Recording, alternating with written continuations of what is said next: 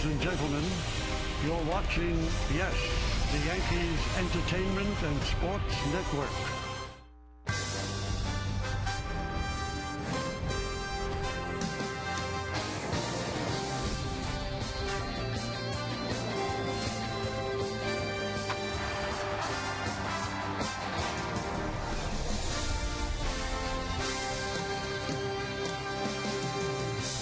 Well, it's a doubleheader, so get some food in you because we got a long day, a day-nighter here at Yankee Stadium. First with the first game, as Kia Motors presents the Wednesday game of the week. It's the New York Yankees against the Tampa Bay Rays in the first game of a day-night doubleheader from Yankee Stadium in the Bronx, New York. Hello, everybody, and welcome to Yankees Baseball. Along with John Flaherty and David Cohn, I'm Michael Kay. Well, the Yankees are one win away in the first game from clinching a playoff spot. They got to that point because they won 5-0 yesterday, and right in the middle of those 5 runs was Curtis Granderson. Well, Curtis Granderson all of a sudden is red hot again for the New York Yankees, and he had a big night last night. Second inning, he gets a breaking ball and hammers it down the right field line. That is going to clear the bases. 3 RBIs on that one swing.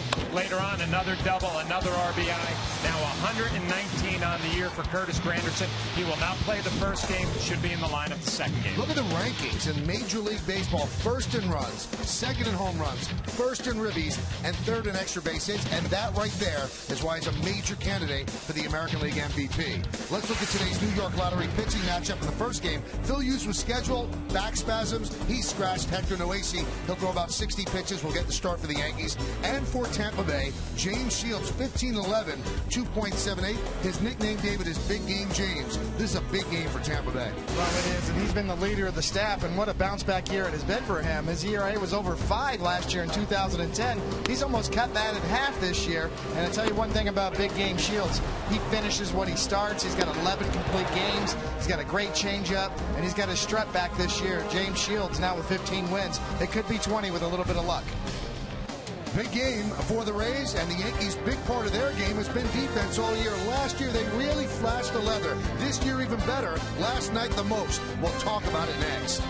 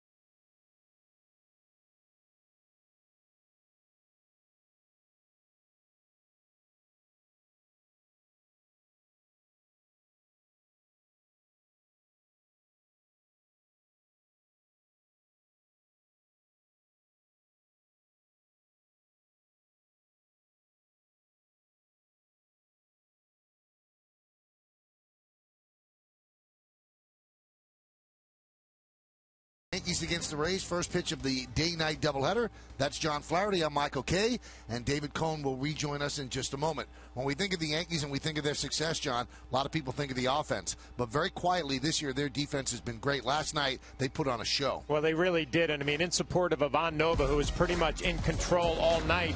But Mark Teixeira gets a line drive, the double play. Casey Kotchman, not much he could do right there. Eric Chavez filling in for Alex Rodriguez. Top hop and the backhanded pick by Mark Teixeira. He's been doing that all year long. This is Robinson Cano's signature play coming across a diamond and the strong throw. Derek Jeter showing a little bit of range going to his left. And again, the backhanded pick from Mark Teixeira. You're right, the defense very underrated this year for the New York Yankees.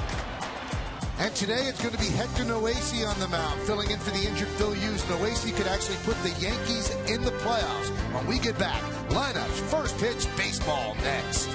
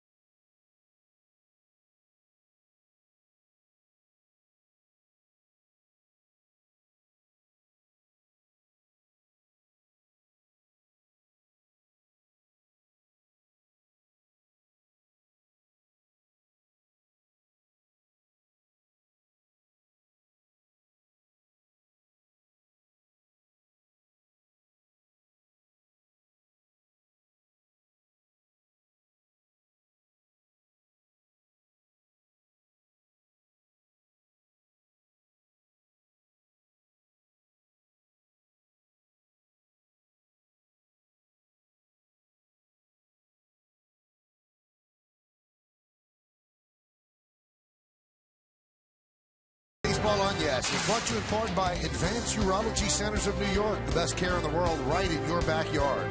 By Mazda, Zoom, and by T-Mobile's family plans with unlimited data, talk, and text. Step up to nationwide 4G. Kind of an overcast Wednesday afternoon as we get set for 2 games of baseball. We'll be here all day, and we hope that you are with us as well. Yankees have taken the field. Hector Noesi on the mound. Digging in is Desmond Jennings. And let's do it here in the Bronx. The first pitch is a strike, and we are underway.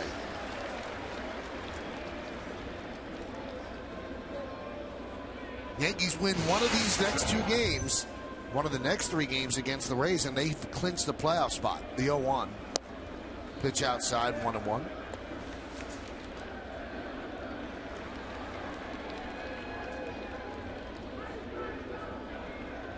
Jennings 7 hits in his last 28 at bats. Fouls it back.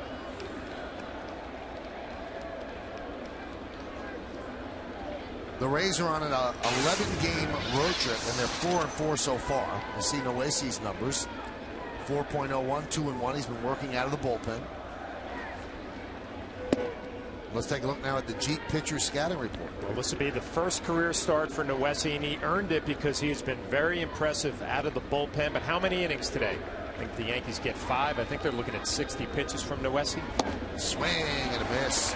Jennings down on strikes. Let's check out the lineup that he's going to face, presented by HP. We've already seen Desmond Jennings, the left fielder, so he's the leadoff hitter. Batting second, center fielder B.J. Upton, Evan Longoria at third, will bat third. Middle of the order, Matt Joyce at right, Johnny Damon the DH, Casey Kochman at first, and the bottom third, Jose Lobaton the catcher, Elliot Johnson at second, and Reed Brignac, the shortstop, bats ninth. B.J. Upton swings at the first pitch and lofts it to right center field. Brett Gardner drifts over. He'll make the play on the warning track for the second out. Why don't we check out the Yankee defense, brought to you by your Mercedes-Benz Tri-State dealer. Andrew Jones in left, Brett Gardner in center, Nick Swishers in right, Kurt Granderson has the first game off. Infield, A-Rod Jeter, Nunez and Posada third to first. Teixeira has the game off. Canoa's the DH. Austin Romine behind the plate. And on the mound is Hector Noesi.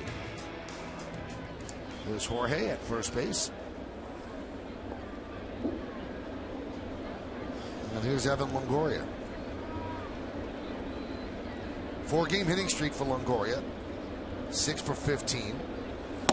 Pitches outside. 94 miles an hour. Noesi has good stuff. I watch him pitch too, David. He always seems to be under control with his delivery. When he misses, just like that fastball, he's just missing. Always around the plate. Very smooth delivery. He came up to the minor leagues as a strike thrower. Very impressive. A little look into the future. There's a good chance he will vie for a rotation spot next year.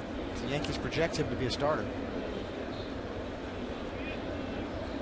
Here's the 1-1. 2-1. Yankees won yesterday 15-0. You see the longest outings that Noesi has had, all in relief.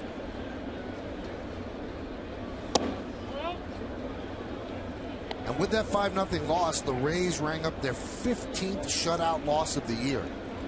They simply do not have a great offense. They win with pitching. High fly ball, right field. Swisher is there. And he'll put it away for the final out of a 1-2-3 top the first inning. Rays nothing. And the New York Yankees coming back against big game James Shields.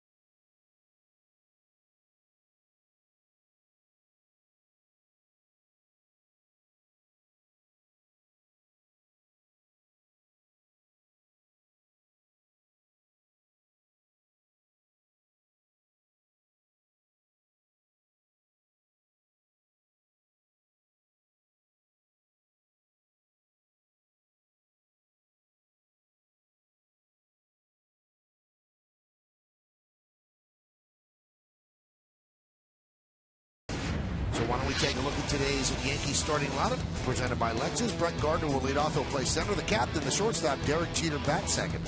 Batting third and DHing, Robinson Cano. Alex Rodriguez at third base cleans up. Batting fifth, the right fielder, Nick Swisher. The number 6 hitter, first baseman, Jorge Posada. Andrew Jones in left field will bat seventh. Batting eighth and playing second base, Eduardo Nunez. And the rookie Austin Romine will catch. He's going to bat ninth. Joe Girardi sends that lineup out for game 1 against James Shields. You could argue that he's their #1 starter for the Rays, and the numbers back it up. 15 wins, 2.78 ERA, 214 strikeouts, only 60 walks in our G pitcher scouting report. A huge bounce back year. Last year he had 13 wins, this year 15. Last year an ERA of 5.18, this year 2.78. And the reason for that, a good combination, keeps his pitch count down, 14.3 pitches per innings. Because of that, he goes deep into the ball game, 7.55 innings per start.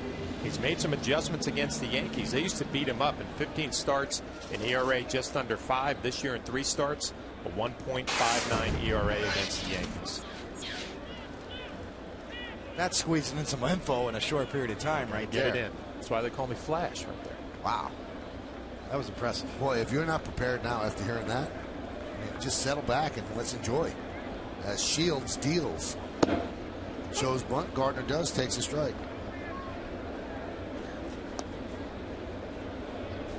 Longoria came charging in.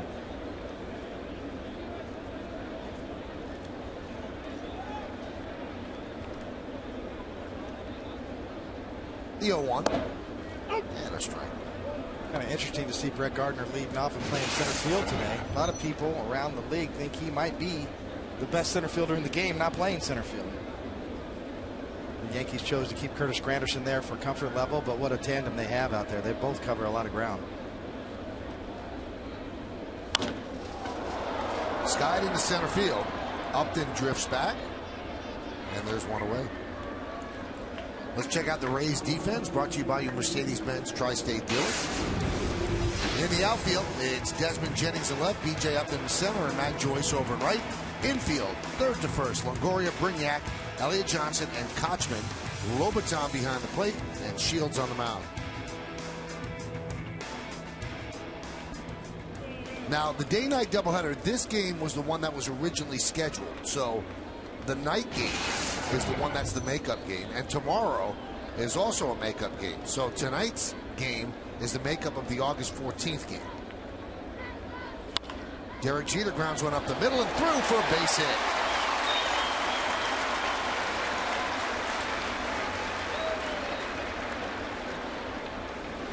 So Derek now has a 4-game hitting streak.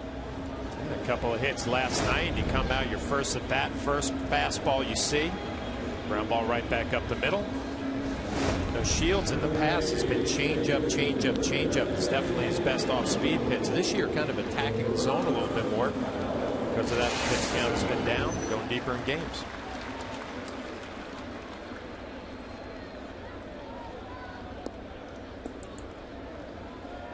Here is Robinson Cano.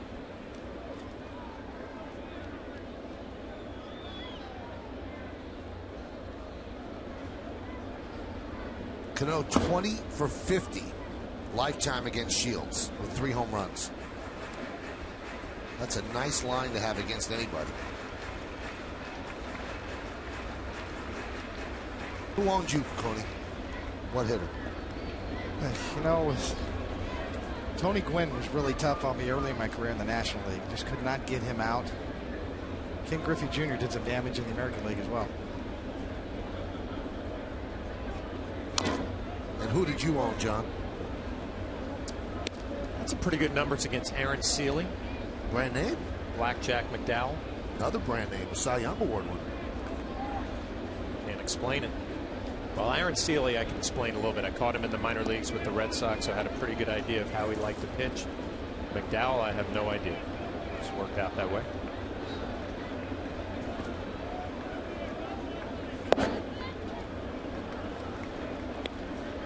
I could see Blackjack McDowell. You know, he was kind of he was tougher on lefties. That splitter, his signature pitch was a splitter. He didn't really have a big breaking ball to righties. I could see you hanging in there, catching a splitter down and in, and dropping the helmet on it.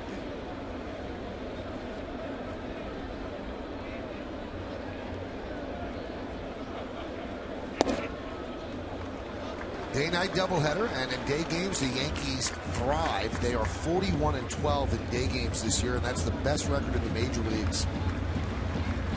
Now, despite winning 5-0 yesterday, the Yankees left 18 runners on base, and that's the most they've left in a 9-inning game since 1956.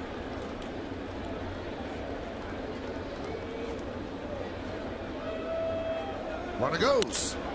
High fly ball center field. Upton will make the play, and Jeter will head back to first. Today's closed captioning brought to you by Verizon Wireless. You know, Kim Jones was telling us in the pregame how relaxed the Rays were. You know, they're fighting for a playoff spot here, but gotta believe when James Shields takes the mound, they feel like they have to win every game he pitches. Their staff is outstanding. In my mind, he's been their best pitcher all year. Well, yesterday they missed an opportunity to pull even with the Red Sox in the loss column. The Red Sox had a very difficult loss, a 7-5 to the Orioles.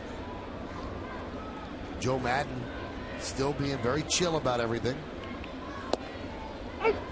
Pitch is inside, corner, 0-1. He's got the best shades in the league, though, without a doubt.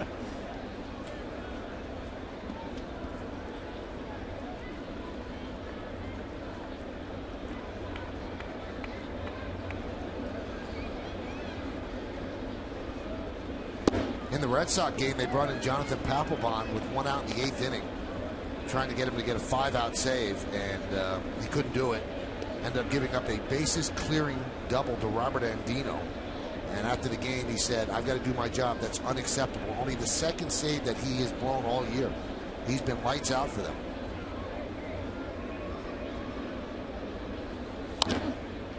And today, the Red Sox turn to Josh Beckett to try to restore order.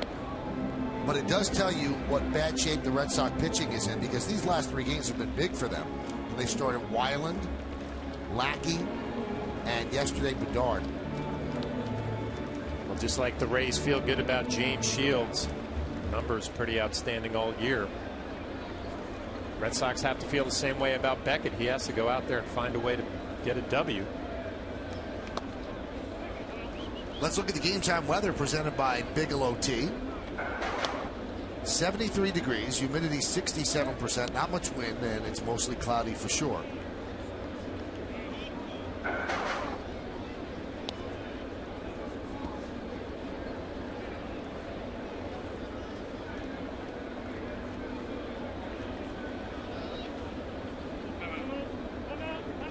Alex calls time as Shields was taking too much of it. Those are the numbers Alex has against Shields. 9 for 32, 3 of the 9 home runs. Check that. Yeah. And speaking of big games, got a big one in Cincinnati today. Houston trying to turn it around. 2-0 in the fourth. Reds lead.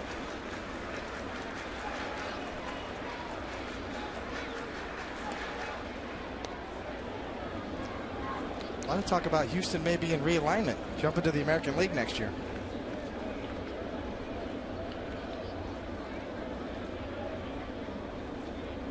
Runner goes. That one skied to center field. Upton back. Still back. It's over his head. One hop up against the wall. Jeter will score easily. Alex Rodriguez with an RBI double. And the Yankees lead 1-0.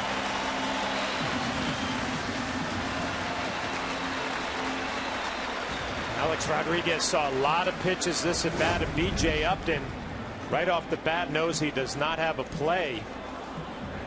The way he reacted, he thought maybe Alex had a chance at a home run here, but he kind of cruises up against the wall, plays it on the hop. Will not have a play on Derek Jeter, and Alex Rodriguez a little 2-out RBI double to get the Yankees on the board.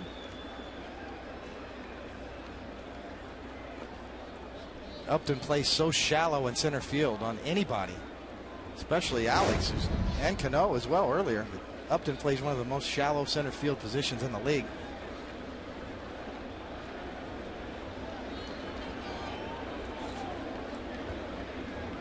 Here's Nick Swisher. Alex picks up his 61st ribby, and now Shields wants to talk with Lobaton. David, I'm just thinking as a starting pitcher, does that chap you a little bit how shallow he's playing? No, that's the way he does it. He's always played a shallow center field, and even with power hitters up there in Yankee Stadium, you would think maybe he would adjust a little bit with Death Valley and left and all that room over his head. No, it's weird though. Last night he was playing deeper. Today he's really shallow, but last night he was deeper. Count 1-0.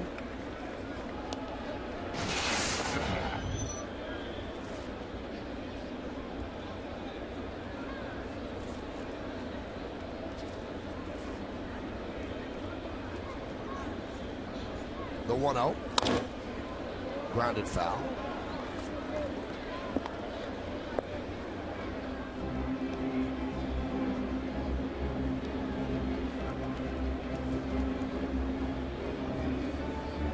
Nick, 7 hits in his last 25 at bats. Hitting .261 with 23 homers and 84 ribbies, which are good numbers when you consider he did almost nothing in April and May. He's really turned it on. The 1-1. And the count 1-2. IOTV offers incredible HD picture and sound. Get the best in HD free. IOTV is the official HD service provider of Yankees baseball on Yes.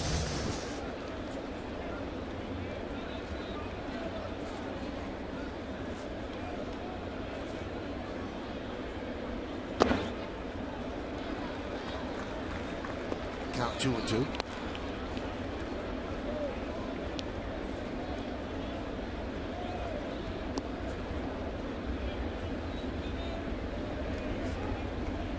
Shields is about to throw his 20th pitch. Yesterday, Rays pitchers threw 192 pitches and 135 from the stretch.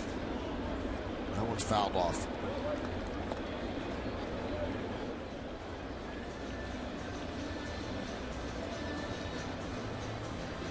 You see the frustration already, averaging 14.3 pitches per inning, fewest in the major leagues. He's making him work in the first.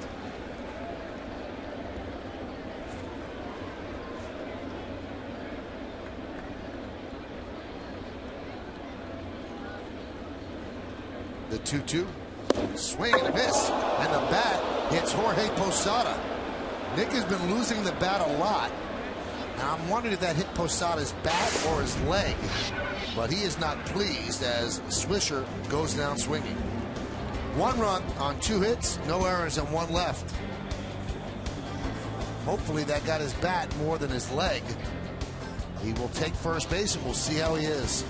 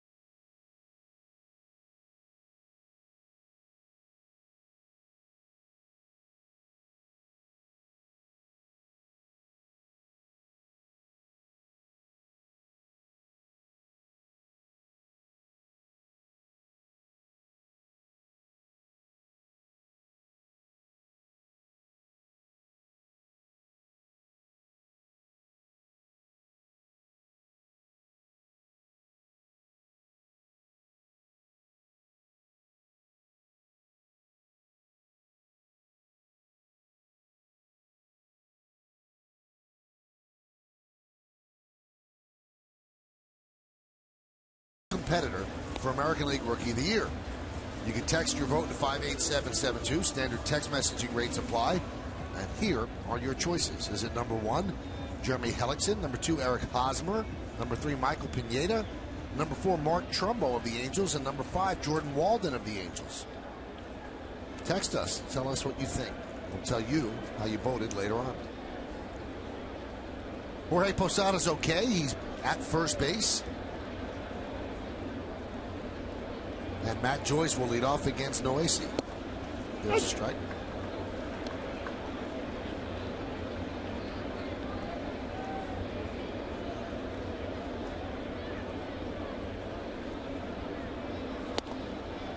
Another strike, 0-2. Home plate umpire Scott Barry.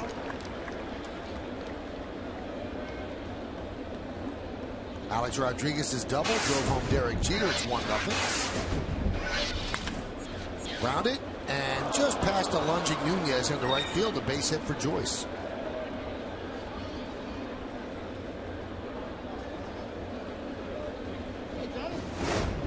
Well, there's aggressive and there's aggressive, and an 0-2 pitch right down the middle as Robbie gives it a dive and can't quite get there. I like the aggressiveness, but sometimes, you got a little room to work. I mean, Nunez, rather, makes the dive. The 0-2 pitch right down the middle. There's Johnny Damon. Johnny Damon's single last night tied him with Bill Buckner for 59th place all-time with 2,715 hits. Bill Buckner in the public consciousness again with an outstanding performance on Curb Your Enthusiasm. Larry David show. A big role, too. Big role. A lot of lines.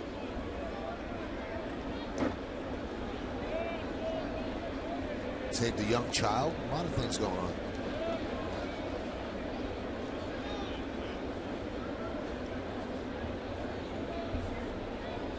Anytime you can get Mookie Wilson and Bill Buckner in the same room, you're going to have a good time.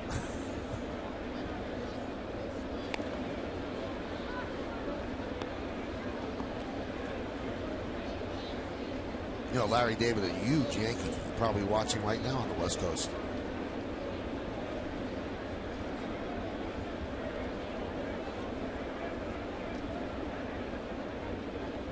The 1-0.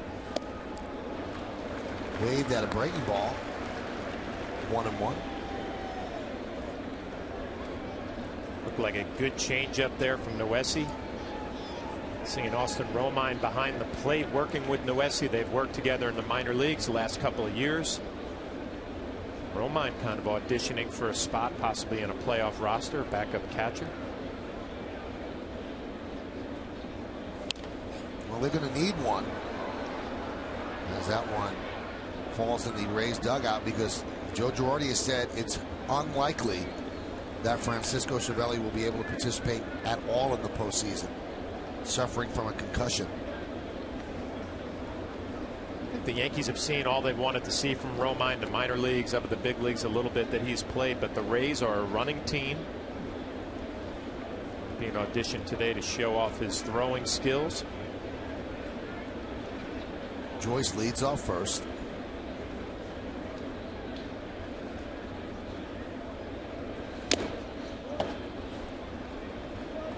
Still 1-2. You got to figure that general manager Brian Cashman's got to feel pretty good about all these young players. He held on to them. No trades at the deadline this year. Got a future starter next year on the mound. Maybe your future everyday catcher behind the plate. Montero's up here. Still have more prospects in the minor leagues, so they've really held on to their young talent for the first time in a long time. 1-2. And we left out Ivan Nova, who's 16-4, also out of their system.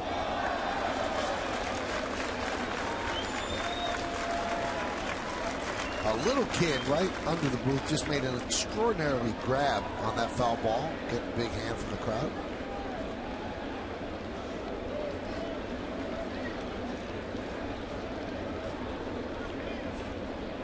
Matt Joyce has some speed, 13 stolen bases. He's been caught only once this year. 1-2. 2-2.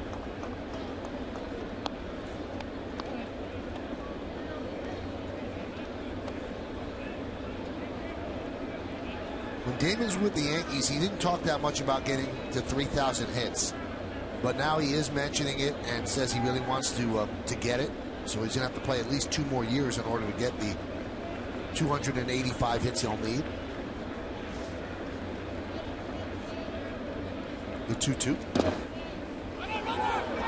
Runner goes. Throw to second. Got him. So Joyce took a chance and Romine threw a bullet to Jeter. Well, Russell Martin all year long is doing a great job of blocking the baseball. A little curveball down, blocks it, peeks at the runner, and then comes up with a strong throw.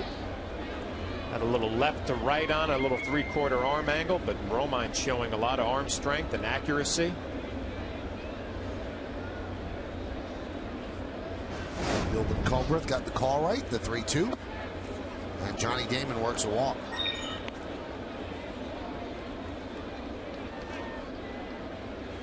When Joyce decided to go, like he spun his wheels a little bit at first base, and that cost him maybe half a step and probably cost him getting to second base.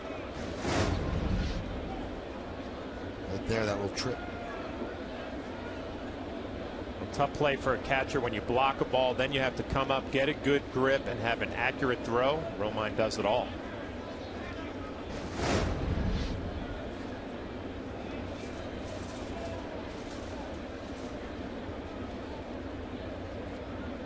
There's Casey Kochman. There's a strike.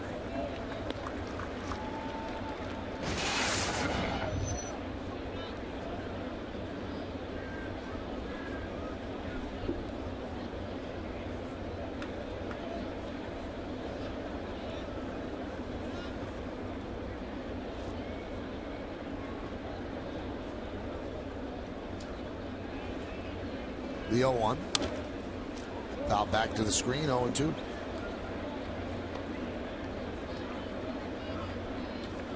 Hit 217 last year, now at 307, and that's the largest increase for any player with 400 at-bats. Although since August 8th, he's hitting just 220, so his average has tumbled a bit, whether he's tired or the league is catching on to him a little bit.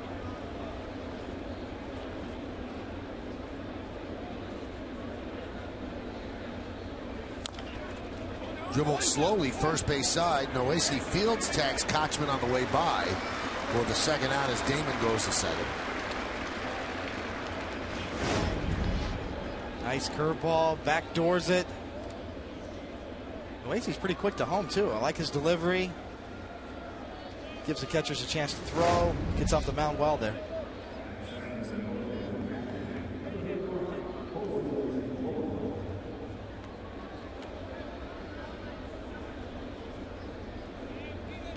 Here's Jose Lobaton.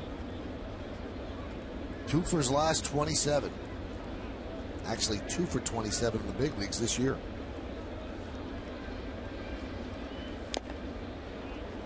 Oh and 1.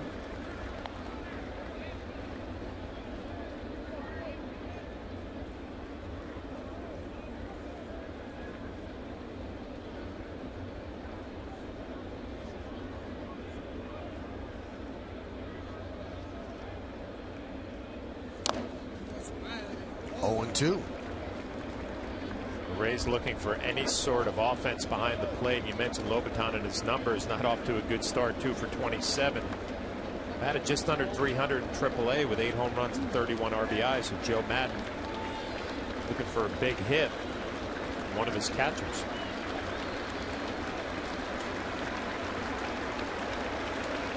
With the overcast skies, the Yankees have the lights on here at the stadium as we start the second. And the 0-2. 1 and 2. That's the resume on Lobaton from Venezuela. He's 26. Made his major league debut for the Padres in 09, and they got him on waivers from the Padres that same year.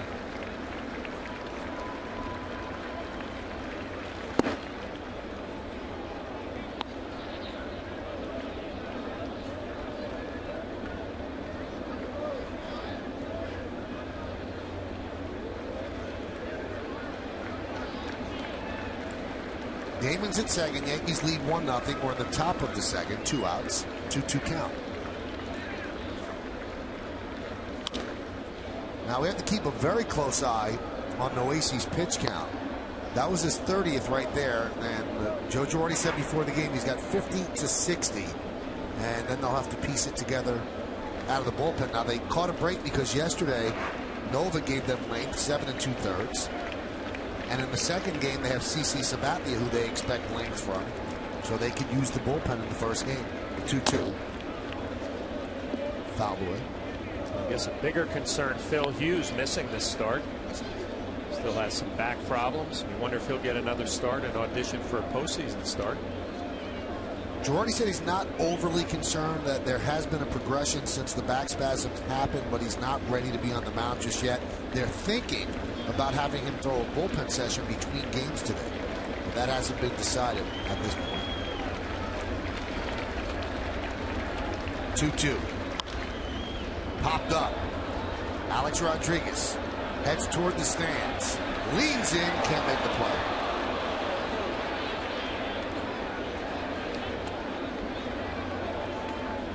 A little frustration from Alex Rodriguez. You wonder maybe if he got to the wall a little bit sooner instead of drifting to the wall, has a hand on it and reaches into the crowd.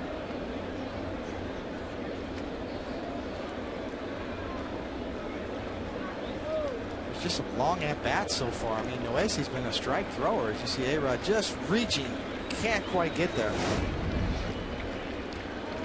21 pitches this inning. 21 strikes and 11 balls. Strike 3. Robiton down looking. No runs a hit, no errors, and one man left on base. We go to the bottom of the second. 1-0 Yanks.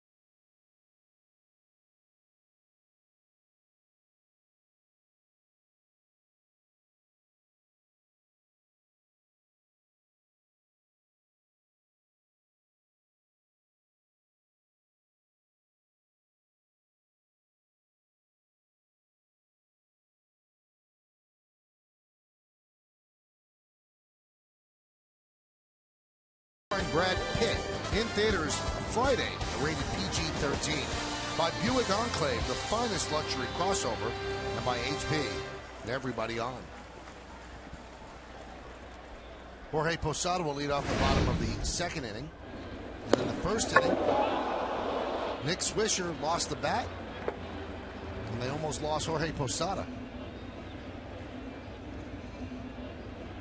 Little "I'm sorry" point. Posada seems like he's okay, so he'll lead off here in the second, batting 6th today. Jorge has not played much of late. 4 hits in his last 25 at-bats. Now that could be cause and effect, or effect and cause.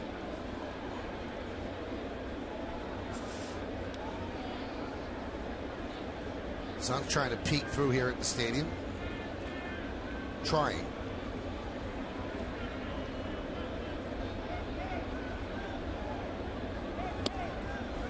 There's a strike.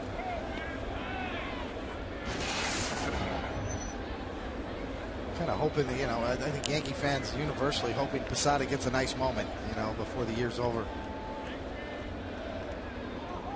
With obviously Derek Jeter's great achievement and Mariano Rivera recently. High fly ball, center field.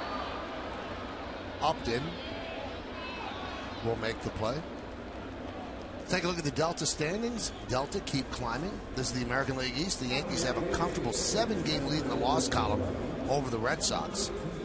And they have an 8-game lead over the Rays. But the Red Sox and the Rays, we keep a close eye on that.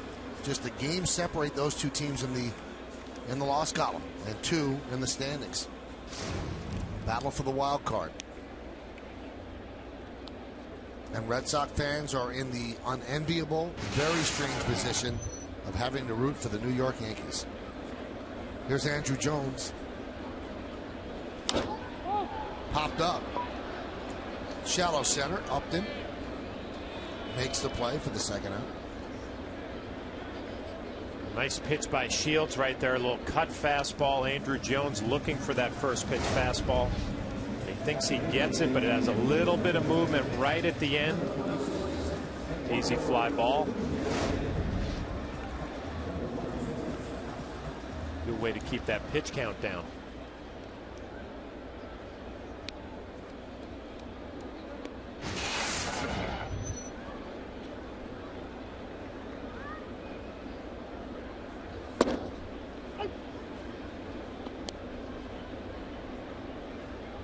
Nunez takes a strike.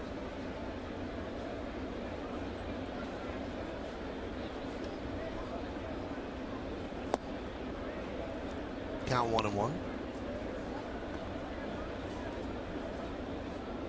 Talked about Shields before, you know, and coming into this game, quite a turnaround from last year. But the Rays are 20-11 in his 31 starts. Served into right field. Joyce is there. Nice easy 1-2-3 inning for James Shields. We played 2 here at the stadium. Yankees lead the Rays 1-0. A 7-pitch inning for the Rays right-hander.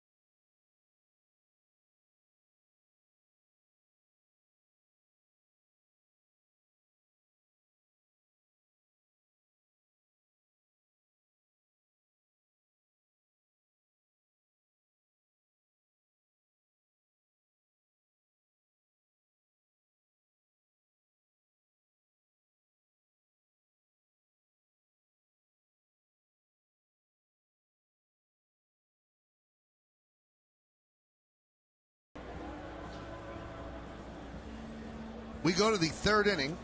Elliott Johnson will lead off against Hector Noesi.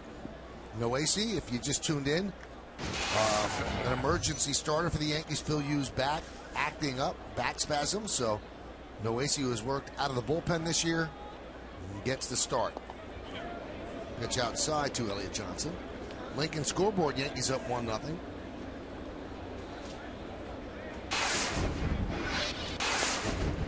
And a strike.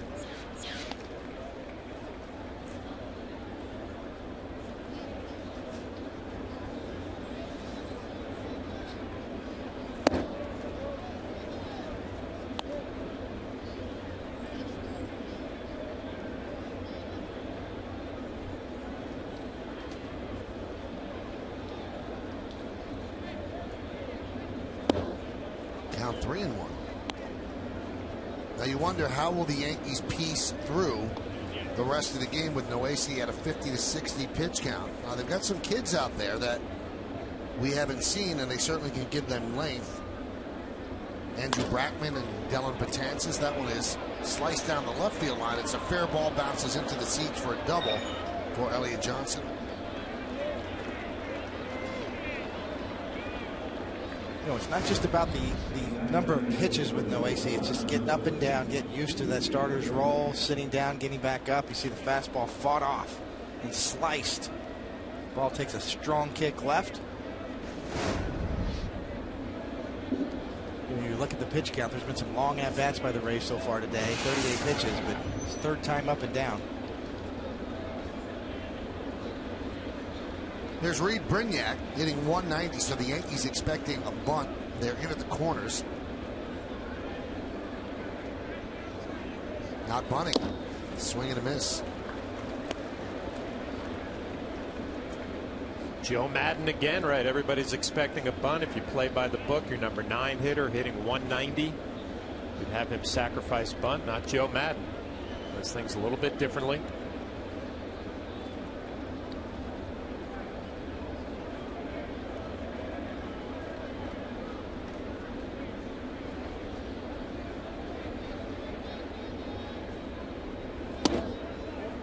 Count 1-1.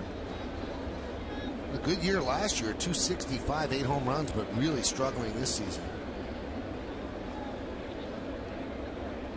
Ben Zobrist, who left the team for a couple days, be with his wife, gave birth to their second child, and he's expected back for the second game.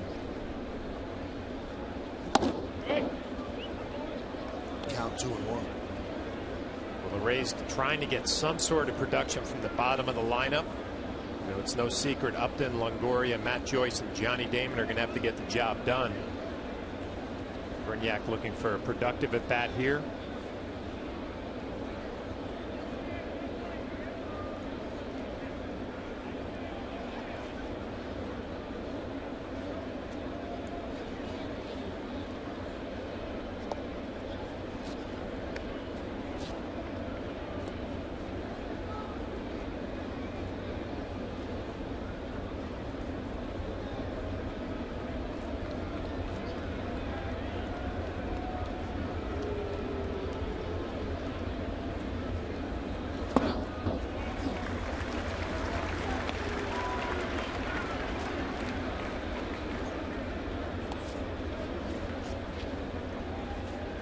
See Noesi is similar to Nova in terms of his repertoire, similar type sliders, fastball velocity.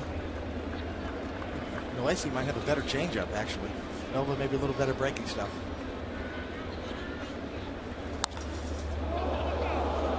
Hammered foul.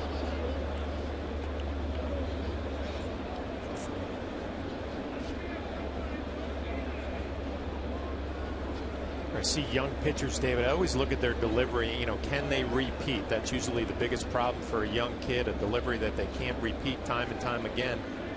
I don't see that with Noesi. He looks like he's balanced after every pitch in a good fielding position.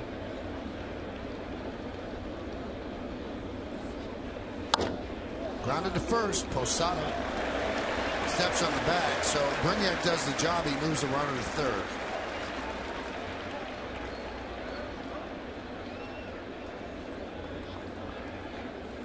So now the tying run is on third base with one out.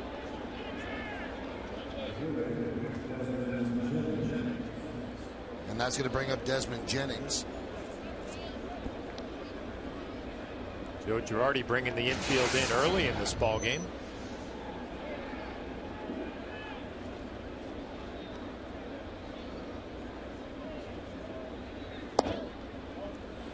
Jennings came up on July 23rd and really burst upon the scene. And actually his numbers are not that bad right now, 288 with 9 homers and 23 ribbies. But since August 29th, 15 for 82, that's 182 with 20 strikeouts over a 21 game stretch. So the league making some adjustments. Now it's his turn.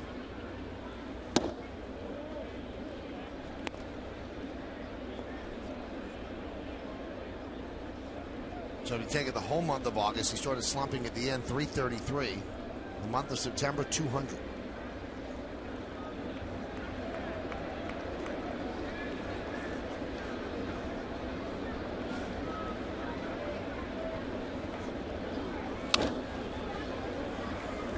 Now, the Rays have been to a World Series, and they won the American League East last year as Raul Valdez begins to get ready. But they have never in the franchise's history been over 500 in the month of September.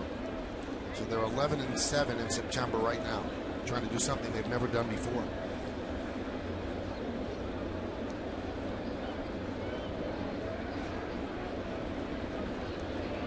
The 2-1. Hit deep to left field. Going back, Jones on the track, looking up. See ya. Long 2-run home run for Desmond Jennings. And Tampa Bay leads 2-1.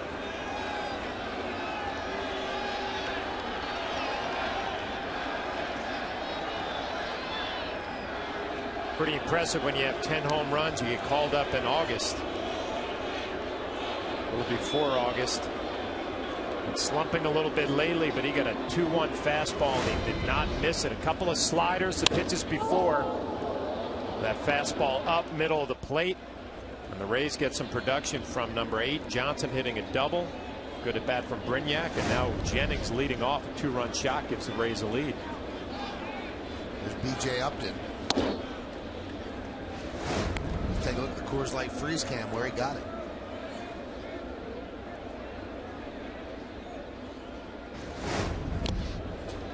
Count 1-1.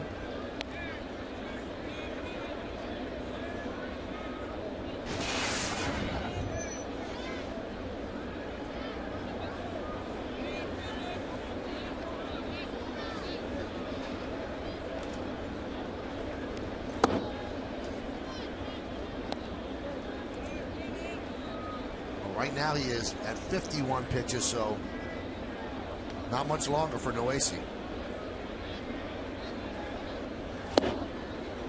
2-2.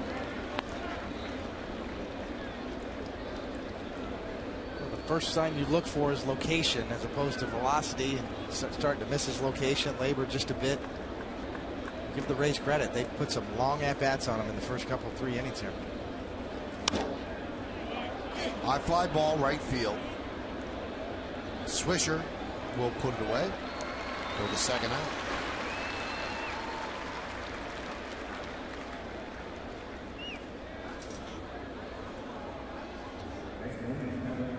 And that's going to bring up Evan Longoria. He had a fly ball to right in the first inning.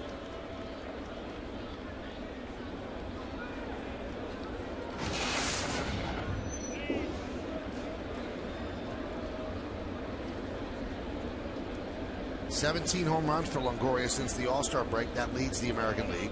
Got 28 overall.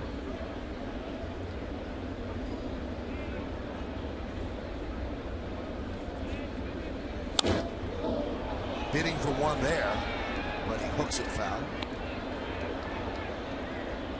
Probably Noesi's last batter here. Matt Joyce coming up next, a left-hander. Valdez ready in the pen for the Yankees.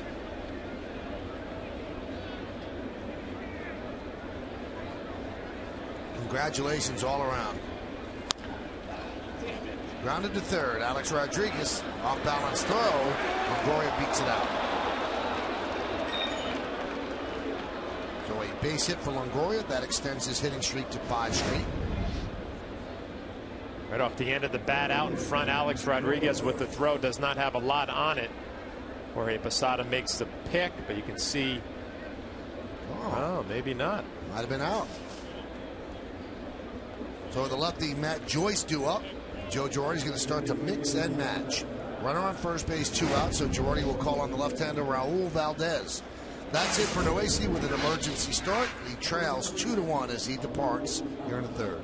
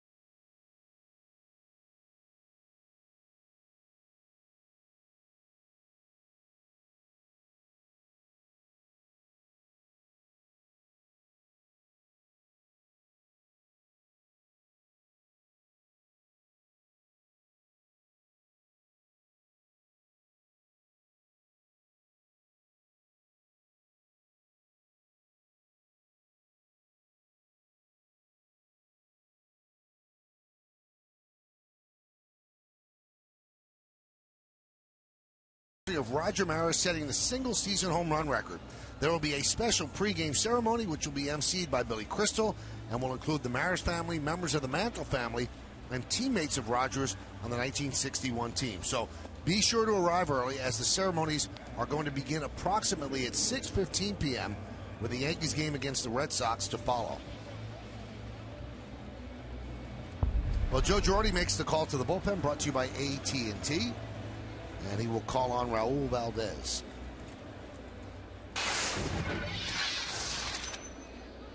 Those are the numbers with the Cardinals and the Yankees.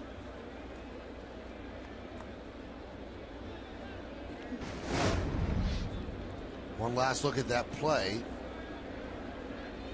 and looks like they got him by a hair. Valdez over to first as Longoria is back. We got to look at Valdez. You see Noesi looking on. We saw Valdez in Toronto, kind of a short armor. Did a pretty good job dotting that fastball down and away. There's a base hit to center field off the bat of Joyce. Gardner will get the ball in quickly.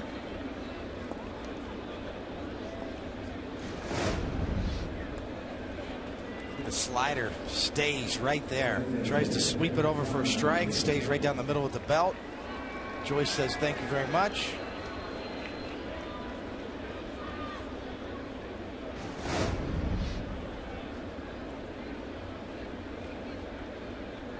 It was Johnny Damon who walked in the second inning. First and second with 2 outs. There's a strike.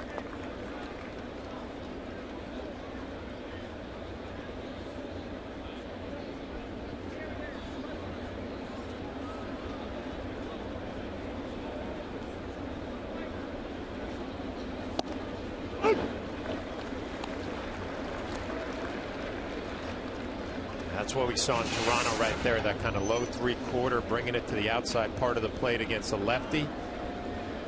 And Johnny Damon right where he wants him now. 0-2, has a few pitches to make a big pitch.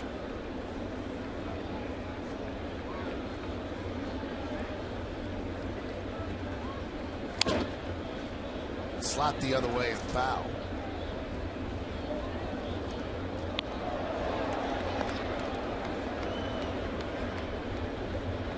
I thought Noesi did a pretty good job. He threw strikes. Just the race, really put some at bats on him. 7 out of the 12 batters had 5 or more pitches per at bat. That's why he got knocked out here in the third with 2 outs. This game for Johnny Damon is 142nd of the season. Makes him one of 4 players in Major League history to play in at least 140 games in 16 consecutive years. The other 3, Hank Aaron, Brooks Robinson, and Pete Rose. So Damon is showing his durability as he swings and misses at that breaking ball for the final out of the third. But the Rays score 2 runs on 4 hits, no errors, and 2 men left. We go to the bottom of the third. It's 2-1 Rays.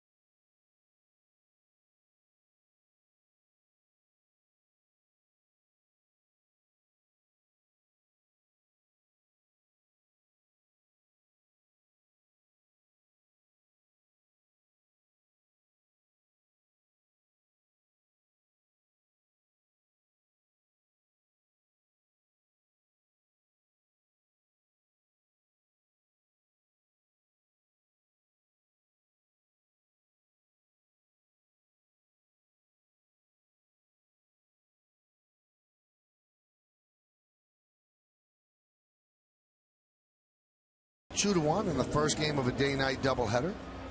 On the Lincoln scoreboard, 2-5-0, leading 1-2-0. And Austin Romine is going to lead off here in the bottom of the third.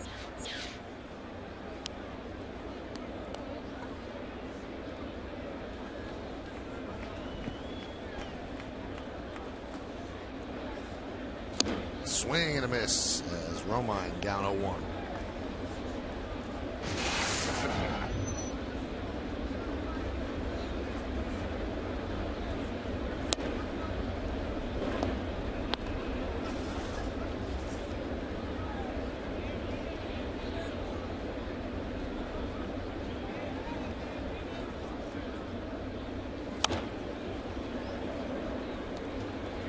One and two.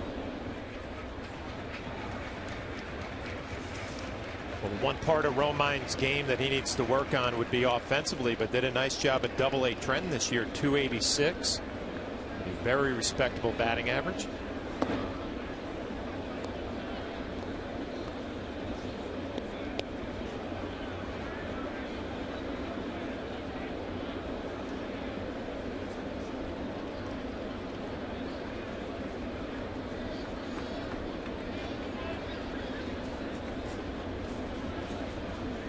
Swing and a miss as Romine down on strikes. It's a big time changeup from Shields. See too many of those in AA Trenton. You can see, Shields and Lobaton haven't worked too much together, so you can see Shields has had to shake him off a few times to get to the sequence he wants. That's just got incredible spin and depth on that changeup and great arm action. Usually straight changeups are sort of the grip he uses, stay straight. That's why they call it a straight changeup. It has more splitter type action. Really good depth and tilt to his changeup.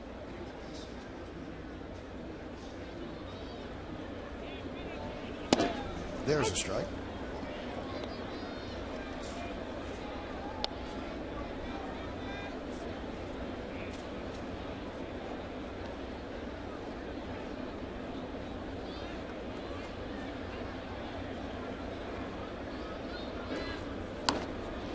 Tries to drag it, but doesn't get it past the pitcher. 2 away.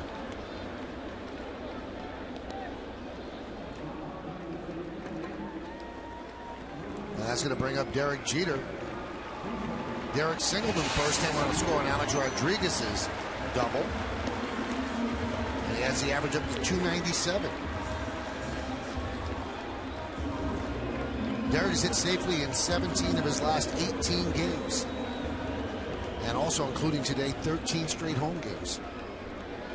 And he also had that magical game against the Tampa Bay Rays right here at the stadium when he picked up his 3,000th hit and had 5 hits in the game, including the game winner. And hit number 3,000 against David Price was a home run.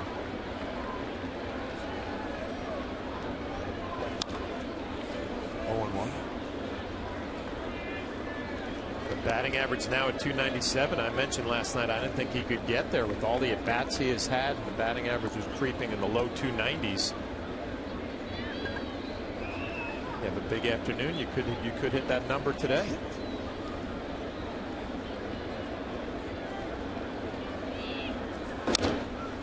Count 0-2.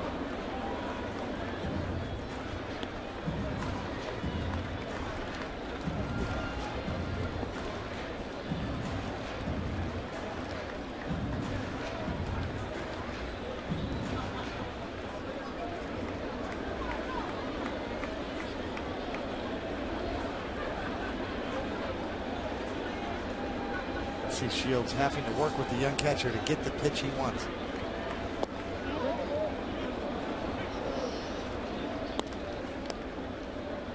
Wally Bell, umpire at first base, worked the plate last night and actually going to first base for the first game of this doubleheader. It tells me Wally's going to be having a nice dinner somewhere tonight. It's not going to be at the ballpark.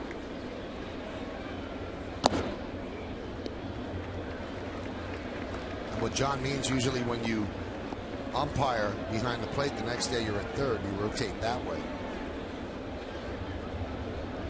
But at third is the veteran John Hirschbeck, who didn't work yesterday's game.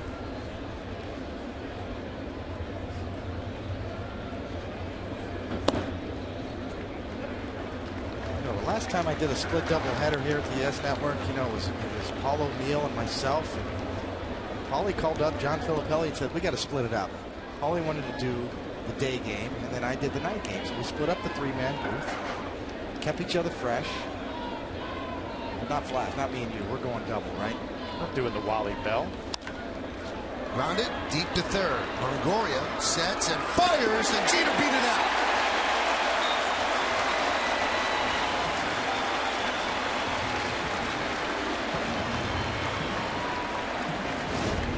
Well, nothing new for Derek Jeter. He hustles every play. You see Longoria take a few steps back, and that cost him. As Derek Jeter got out of the box in good shape. A low 3/4 throw from Longoria, and Derek Jeter just out hustles Evan Longoria and picks up a base hit out on his front foot, so he's out of the box in good shape. It's one thing Jeter's always done well from the right-handed side, getting out of the box. Gets a lot of infield hits on a yearly basis. And with that hit, he's at 299.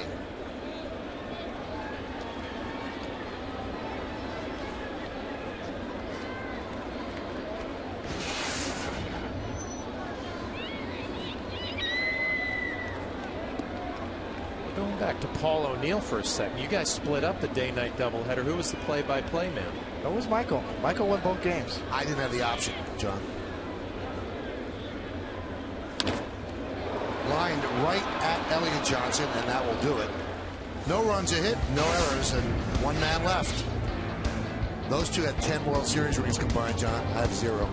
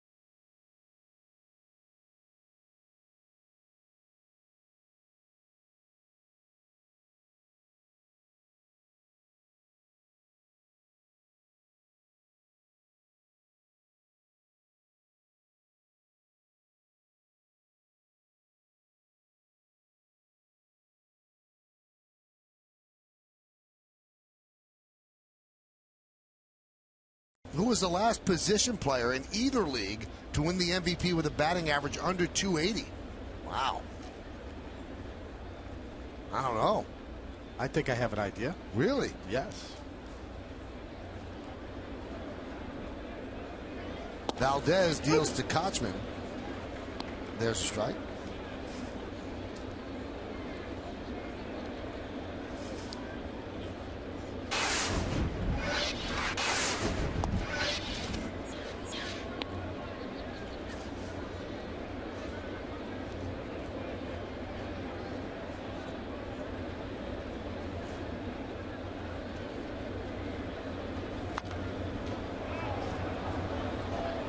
Seems like since it's family day here, Flash, got a lot of people here, family. I've got some friends. I've got a great Yankee fan. I got to shout out to a happy birthday. Harry Pierce is 96 years old. Wow. Harry Pierce, a big Yankee fan his entire life.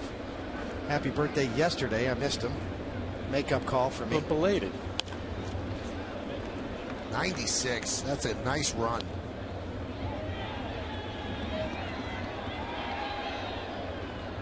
What do you think, David? How long do you think you got? I kind of, you know, I'm going for quality over quantity.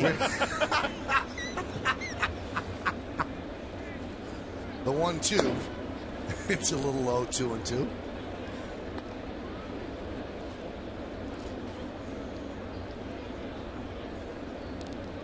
That's why I'm a sabermetrics guy, Michael. You know, I like to look at the inside numbers, quality starts.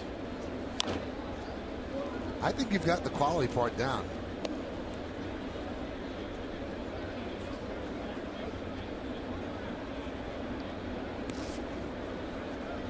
You see Moneyball yet? Not yet. Can you go see it? I'm going to check it out. I haven't seen it yet myself.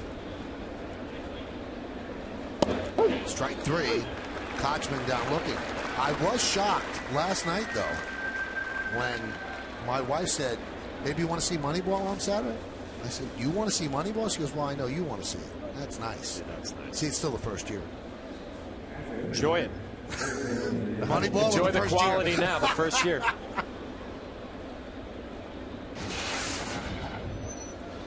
Yeah, I think she's paying me back for going to see Tree of Life, the worst movie of all time. There's a strike to Lobaton.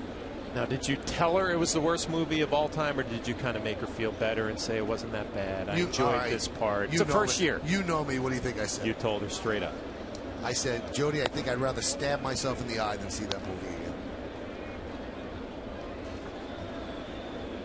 It was that bad.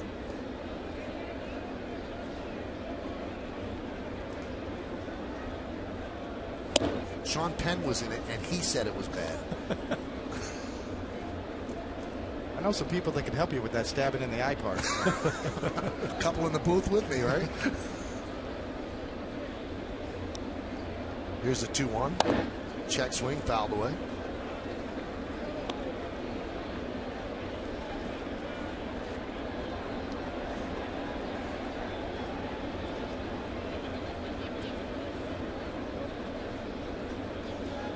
Lobaton struck out looking against Noesi in the second inning. Missed inside the count, 3-2.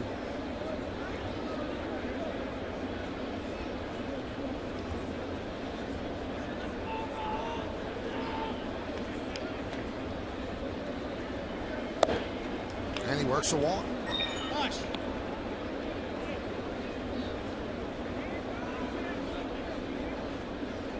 Going to be interesting to see how they piece this game together out of the pen, but they probably have a plan. They're not flying by the seat of their pants. They, all right, if this inning, this who will go to. See that little door right there? Just keep that open today. Do not close it, because that thing's going to be ringing.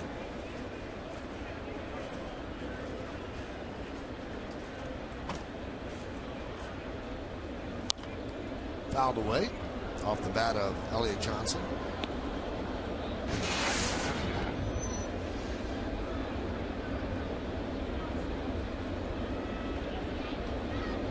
Elliott Johnson hitting the New England Thruway, I-95.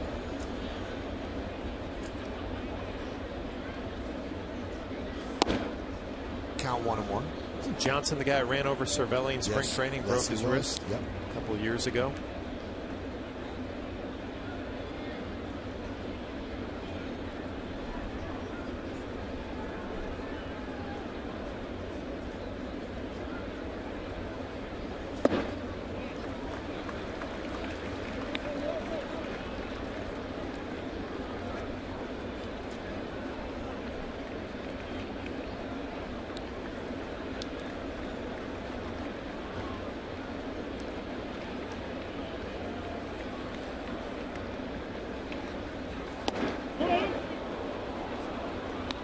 Valdez has thrown some good fastballs in off the plate to the righties and just missing, not getting the calls from Scott Barry behind the plate.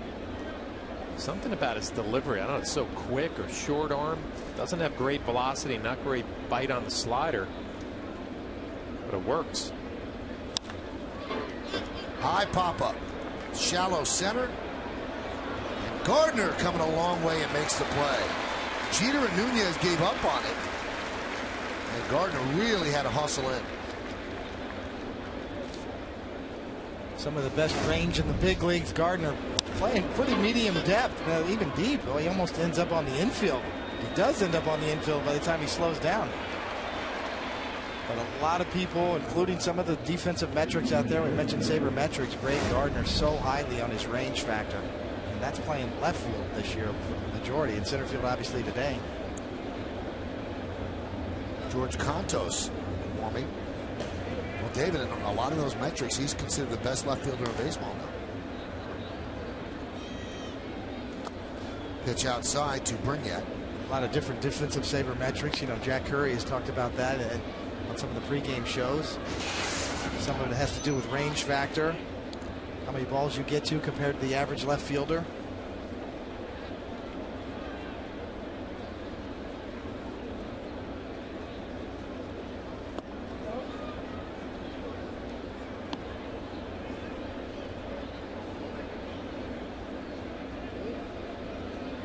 Defensive metrics are probably still a little more controversial than the offensive metrics.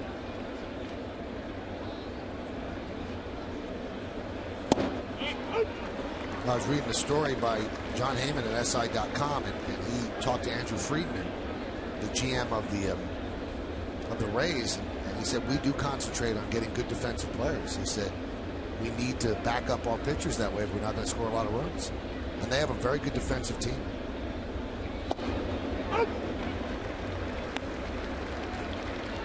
I think that all teams are trying to find that next big thing that they could get in ahead of the curve and maybe get a little cheaper before it's overvalued, which is what happened with Moneyball. Now everybody wants high on base percentage people. I'll say this, the Gene Stick Michael was way ahead of his time as far as that goes. You know, I mean, Billy Bean's got the movie and the Moneyball and the credit now, but Stick Michael was the guy who had a lot of high on base percentage Yankees back in the late 80s, early 90s, and really an architect of building the dynasty of the 90s was Gene Michael. Absolutely. And he doesn't get a lot of the credit for it, but because they didn't have a book written about it. And I think Brad Pitt could have played Gene Michael in the movie if they did it. Swing and a miss, and Burnett down on strikes. No runs, no hits, no errors, and one man left on base. We go to the bottom of the fourth. Rays 2, Yankees 1.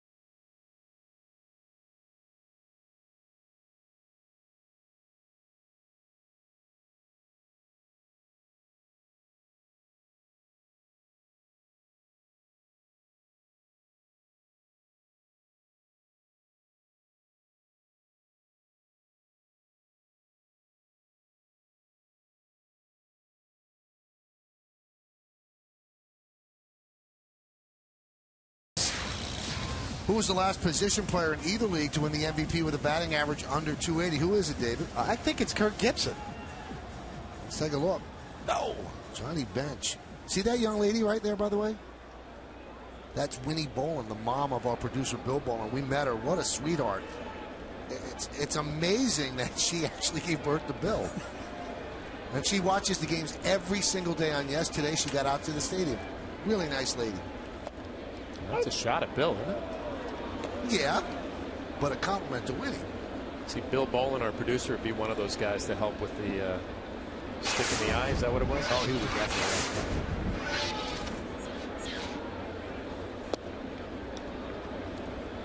She gave you a very thoughtful gift before the game, too. She did, because she listens to, watches all the games, and she knows I always borrow a whiteout from Kenny. So she got me my own whiteout for the postseason.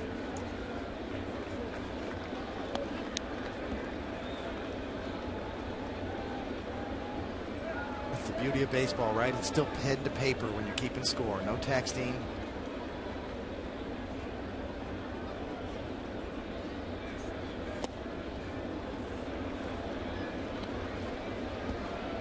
Although me, I'm looking at my computer. Yep. I'm not keeping score up here. You trust us, though. Alex has driven in the only Yankee run, double in the first inning.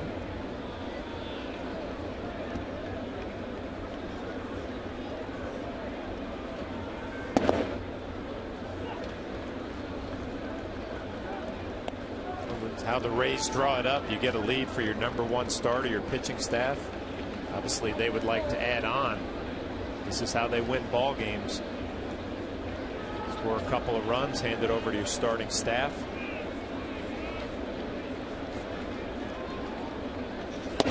Strike 3. Alex knew it. 1 away. Well, take the Yankees with you when you travel out of the Yankees home territory. Subscribe to MLB.tv today to see Yankee games live or on demand on your computer and your favorite devices. Visit Yankees.com to order and get more details. MLB.tv, baseball everywhere. Front door cutter. Tight. Looks like it's going to be inside. A little boring right to left action. Alex knows it. Nips the inside corner on the black. Got to tip your hat to the pitcher, and he makes a pitch like that on a 3-2 count. You watch that pitch and you wonder why more right-handed pitchers don't do it to the right-handed batter. Even a slider, when you execute, it looks beautiful, right? And you know, you get a lot of credit for it, but when you miss, it's middle of the plate, and that's the one that ends up going a long way. Just not a lot of margin for error with that pitch. Unhittable if thrown in the right location, and very dangerous if not.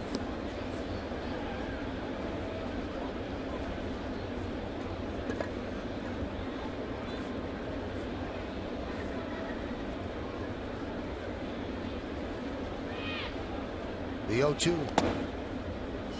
1-2. You know, we were talking sabermetrics last inning, Michael. I'll give you a little tidbit here on the Rays pitching. You know, we talked about the overall, their 3.59 ERA, excellent. But their FIP, Fielders Independent Pitching, is 4.01. The biggest differential between ERA and Fielder Independent Pitching in the major leagues. Grounded to second, Elliott Johnson. Now tell me what FIP is. FIP is, there's 3 categories a pitcher can control by himself without a defensive play made behind him. They are walks, strikeouts, and home runs. So that ranking is very similar to ERA. You compare it, it gives you the same type of numbers as an ERA. The FIP for the Rays pitching staff this year is 4.01 compared to their ERA, which is 3.59. That's the biggest differential in the major leagues this year. What that tells me is that the pitchers have gotten a lot of help from their defense. It's sort of, you know, that's one theory. But as far as what the pitchers have done on the categories they can control by themselves, the Rays pitching is really middle of the pack. The Yankees actually much better. The Yankees FIP is 3.76. Their overall ERA is 3.69. So you look at those two numbers, the FIP compared to the ERA, and you can see, you know, you look inside the numbers and see how have the Rays pitching staff really performed in the categories they control by themselves. The 3 categories a pitcher controls by himself, again, are if you walk a guy, that's on you. If you strike out a guy, that's on you. If you give up a home run, that's on you.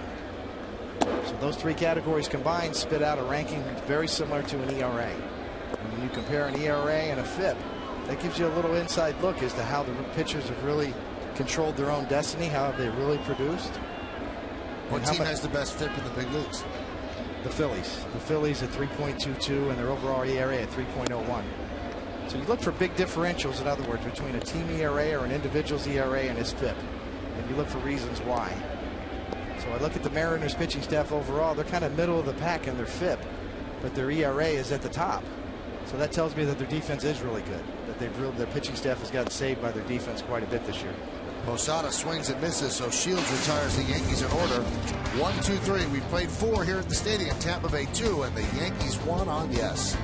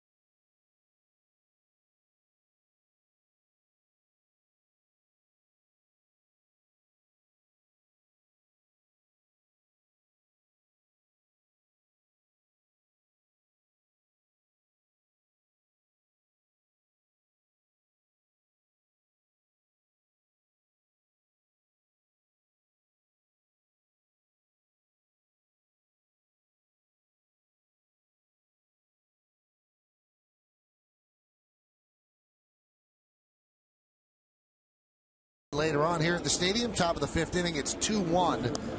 Tampa Bay over the Yankees. A new pitcher for the Yankees is George Contos. Noesi started. Valdez took over to get the final out of the 3rd. Pitched the scoreless 4th. Now they turn it over to Contos. Inning in 2/3, 2 hits and 2 strikeouts. And he'll face the top of the Rays order.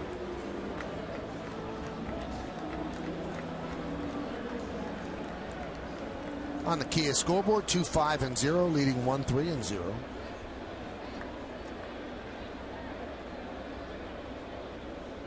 Here's Desmond Jennings. He's been the Rays offense today with a 2-run home run in the 3rd.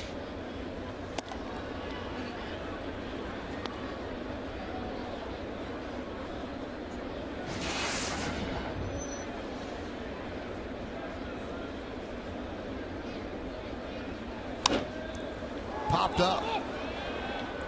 Austin Romine. Nobody helping him out, and he makes the play. That's a hard play for a catcher. Jorge Posada playing first base should realize how hard of a play that is. Alex Rodriguez, we know, is not real comfortable with pop-ups. You see Romine turns back to the field to play and ends up making the play, and on Yesmo you get a great look at it. Ball was up there a long time. Jorge Posada not real interested in making the play. You know, it's interesting, Flash, as you know this from all the spring training practice, but you know, they don't go up straight up and straight down. They got those pop-ups straight up off the bat have tremendous spin on them. There's an arc to the fly coming back down, and very, very hard to make that play and anticipate the movement on pop-ups. Yeah, I was actually watching Romine, and technique-wise, he was perfect at the beginning. You turn your back towards the field to play, hold on to your mask, and once you feel like you got a gauge, you get rid of the mask and make the play.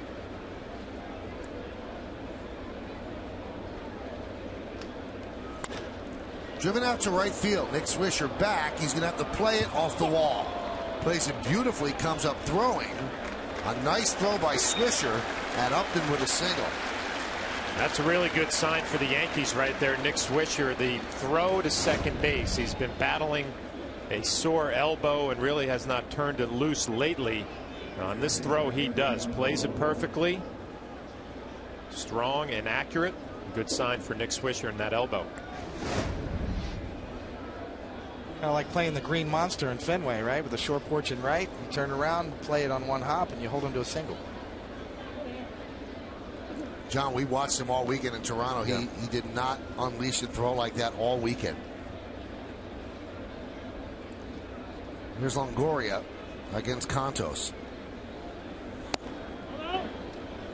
1-0. Guys, we see behind the scenes too. I mean, there are more scouts at the games recently than all year long. It seems like they're all doing their advanced work for postseason play, and I'm sure they took notice right there. You know what? That arm looked pretty good from Nick Swisher. Might send an advance report to your club. Do not take advantage of that weakness. It looks like it's healed up properly. We've had some rearranging of the scout schedules over the last 10 days. Yeah. A lot of guys are picking up the Rays. About 10 days ago or 2 weeks ago, he said, we don't have to worry about the Rays. Yeah, now you got all kinds of scouts on them.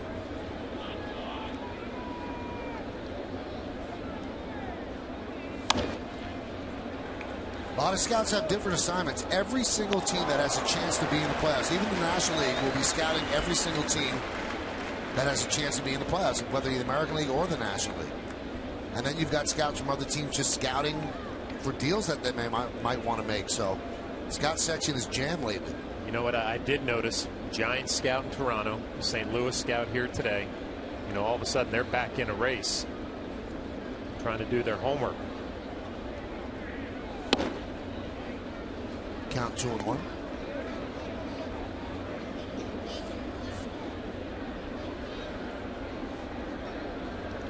Aaron Laffey up in the bullpen. Did you pay attention to those reports before postseason, Dave?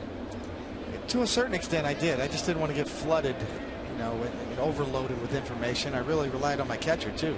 Joe Girardi was my catcher with the Yankees, obviously, and I really relied on him to get more in depth with the scouting reports. My philosophy was to pitch to my strengths, first and foremost. And if pitchers get too caught up in weaknesses of hitters, or you got to do this to this hitter, and you have to pitch this way to that hitter, I think it makes you a little defensive. Runner goes. Longoria fouls it away. The reason I asked, I had a conversation in Toronto with a scout, and he said, how much did you guys really pay attention? I think sometimes they feel like they're wasting their time. And I kind of gave him I loved all the reports and all the information. And I said, I know there are pitchers and other catchers who didn't pay attention a whole lot, but it was something that I enjoyed. Certainly Joe Girardi was too, as well. As you see some scouts there taking the notes. But yeah, I think the catcher, the good ones like you and Girardi, you had to have that information.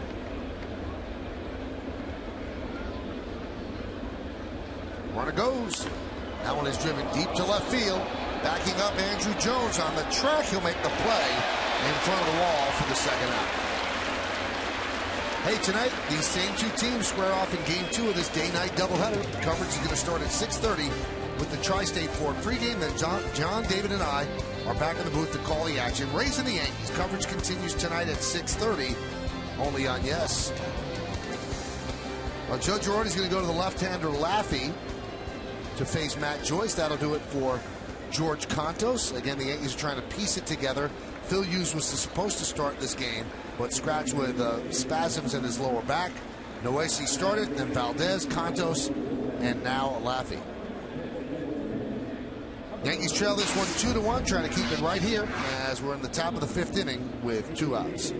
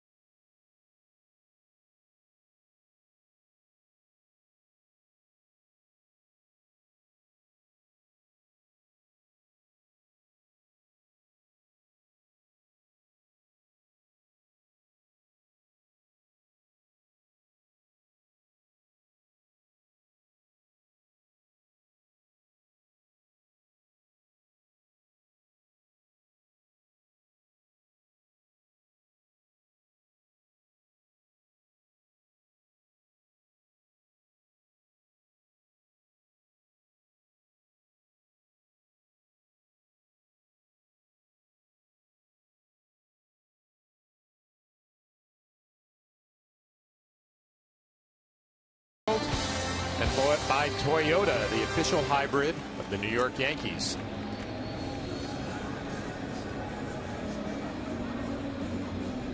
Aaron Laffey on for the New York Yankees. Joe Girardi going to mix and match with his bullpen. The numbers with Seattle and New York, the ERA respectable just over 4. 60 hits and 47 2/3 innings. He will face the Rays right fielder Matt Joyce. Has a couple of base hits on the afternoon.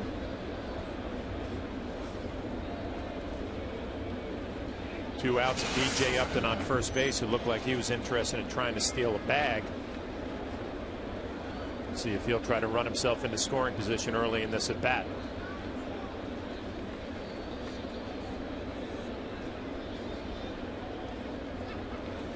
Laffey's going to pay attention.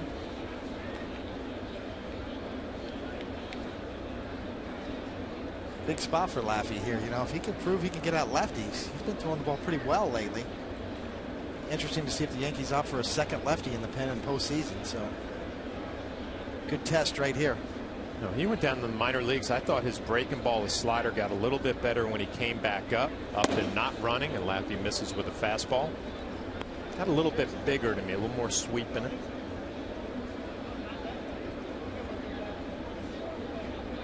So many decisions for Joe Girardi, Brian Cashman, Larry Rothschild, the pitching coach, on trying to come up with a postseason roster and a bullpen. Laffey definitely in the mix. Fastball for a strike. Well, I have been impressed with Romine behind the plate. I love the way he sets up. As you see Joe Girardi there keenly watching this matchup particularly here, but Romine excellent the way he sets up.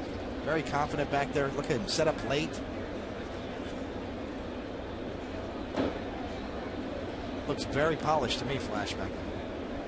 Especially when you consider he just came out of Double-A. It might sound strange. I like the way his hands work behind the plate. You know, when he's receiving the baseball, it's not quick. He doesn't jab. It's kind of like he lets the ball travel and makes it look good for an umpire. The 1-1 from Laffey. Runner goes. Throw to second. Not in time. Ball gets away from Jeter, but he hustles after it, so Upton stays put. 31st stolen base for Upton. We saw Romine make a good throw and a ball in the dirt early on. Upton a good jump, peeks in, and it's going to be a low throw. Derek Jeter cannot come up clean. See where the pitch is, down and away, tough to throw on, and it looked like Romine came up real quick, and when that happens, watch him stand up straight. Usually the throw is going to be low. Disappointed in his effort. Breaking ball strike.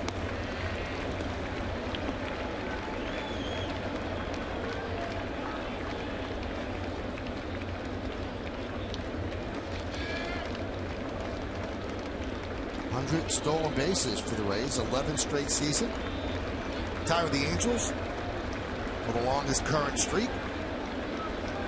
And the 2-2. Just missed inside, 3-2.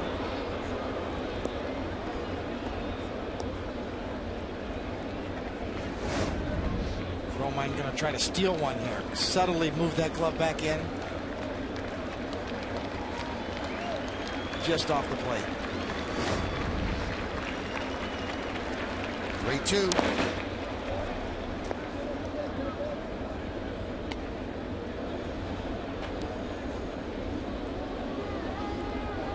Johnny Damon looking on. I'm sure paying attention. Laffey coming inside on the left-handed hitter Joyce a couple of times this at bat. You see that very often. Set up for a breaking ball if he can execute it. I'm sure paying attention. A lot of fastballs inside.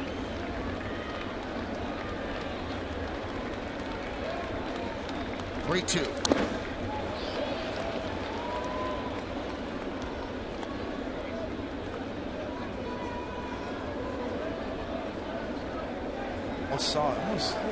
You always have to protect Flash. The hitters always might be peeking back a little bit. See Romine setting up late, obviously with B.J. Upton on second base.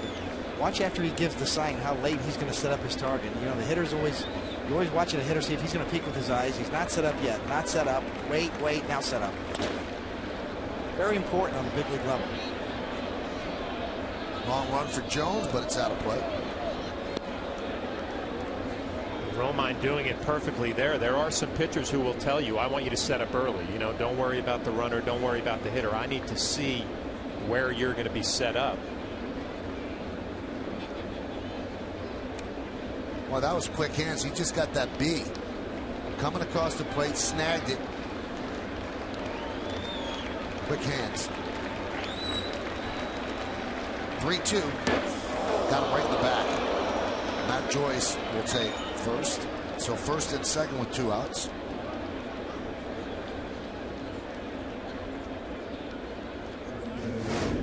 Looks like he's trying to go with another slider. It just spins out of his hand.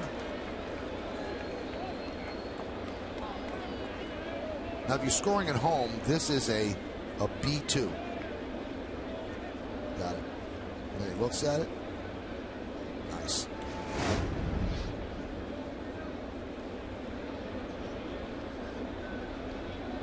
Here's Johnny Damon. Walked and struck out. So far, no contact day. Pitch inside, 1-0. Might be getting a call from PETA tomorrow, Michael. Really? Well, I mean, that portion of it would be beta.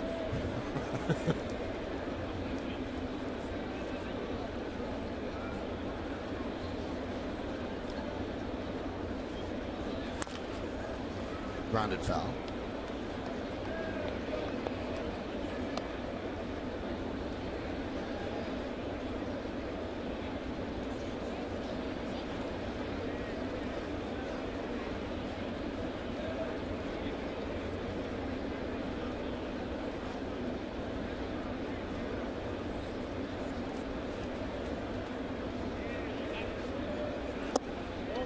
Missed inside, 2-1.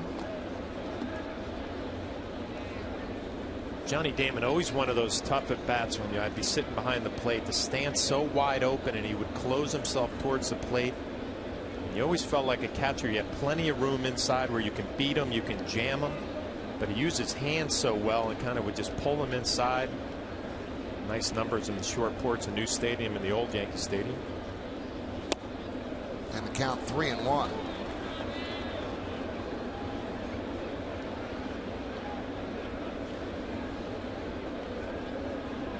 Casey Kochman is next. A lot of lefties in the lineup, so we can match up with them. Game 2, it's going to be CC Sabathia against Jeremy Hellickson. We'll have the game right here on Yes. Pre-game starts at 6:30. First pitch, 7:07.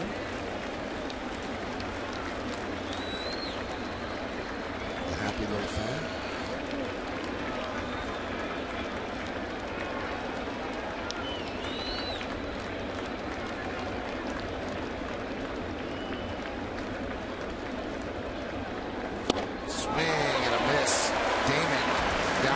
So Lappy gets it done. No runs a hit, no errors, and 2 left. The end of 4.5, we're halfway through. 2-1 Rays.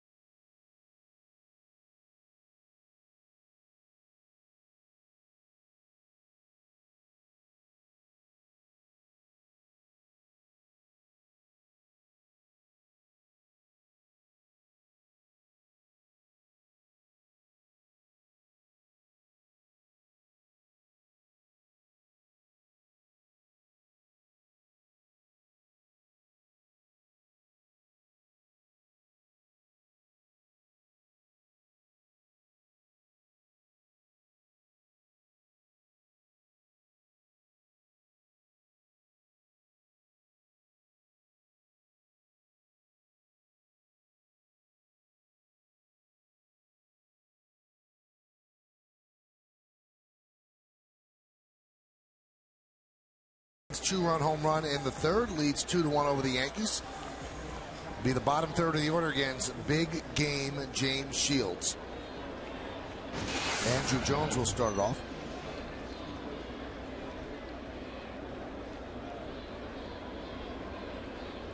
Well, we mentioned earlier that Shields has 11 complete games, and in this day and age, you see the Kia scoreboard 2-1 Tampa Bay. I don't know if it's necessary anymore. I don't know what it really means. It does save your bullpen. But he's 11 complete games. Is more than 26 teams have. And he's done it alone. Now, I think it's somewhat of a skewed stat. You see the complete games in the American League. Because I don't think that pitchers are allowed to complete games that they have an opportunity and the ability to complete, because they've got very defined roles in the bullpen. You got a 2-1 lead going to the 7th. It's time for Robertson or Soriano, then Robertson in the 8th, and then Mariano in the 9th. So they allow him, because their bullpen's a little bit more sketchy than maybe the Yankees, they allow him to complete games.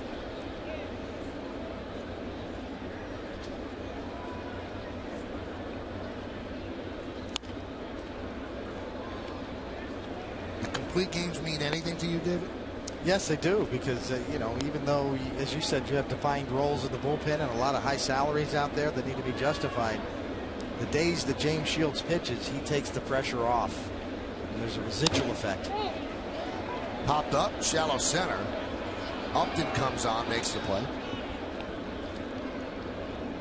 Well, wouldn't you worry about next year? I mean, with the innings increase, I mean, Shields last year threw 203 innings. He's already up with this now about 238 innings. What do you hear? That spread 40 more innings from year to year. You worry about what might happen next year. Yeah, you know, he's well established, though. He's 29 years old. You know, he's a veteran now at this point in his career. I think you worry about the spread more with guys that are under 25 years old. Sort of the Verducci rules. Tom Verducci came up with sort of the formula of pitchers that, you know, that are younger, under 25 years old. You know, you think Dwight Gooden when he was 19, throwing 279 innings. Verlander, that was rookie year. Yeah, you start worrying about younger guys, I think. James Shields, 29 years old, well established, 233 innings. You know, he really hasn't thrown a lot of pitches. You know, and I looked at the total number of pitches he's thrown this year. He's not even in the top 10. So he's been able to get all these complete games within the context of, you know, 110 to 125 pitches. He's not throwing 140 pitches to get all those complete games. He's doing it through efficiency.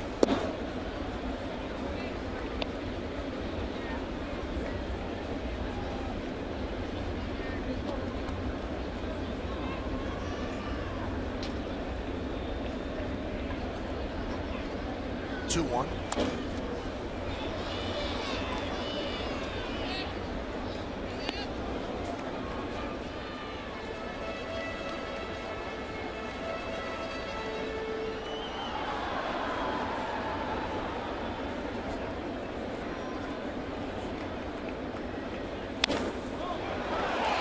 Line drive to left field, a base hit for Nunez.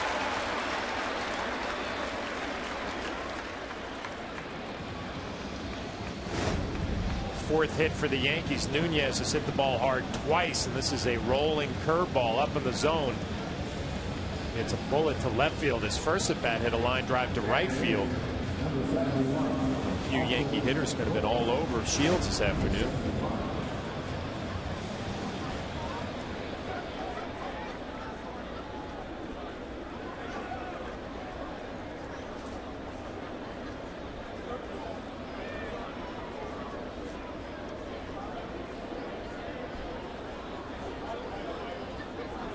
A very dramatic set position from James Shields, and I don't know if it's exactly similar, but it kind of reminds me a little bit of Mike Mussina, who would bend down.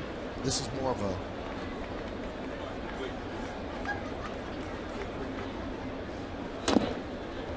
James Shields, yes, it is a very dramatic move. Got some deception built in there. Very tough to steal on. He's got some of the quickest feet for a right-handed pitcher in the big leagues.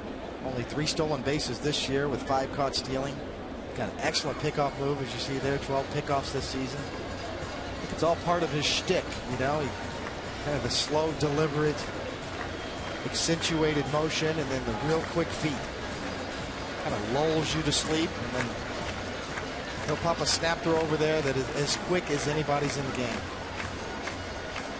So getting to the set, he is actually trying to decoy. I think it's part. I think it really is, you know, part of it. You know, his whole deception. Sets up those quick feet and that quick snap throw to first. We're probably going to see a good one here with Nunez on first.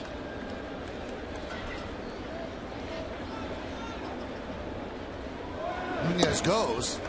Throw to second. Not in time. Stolen base for Nunez.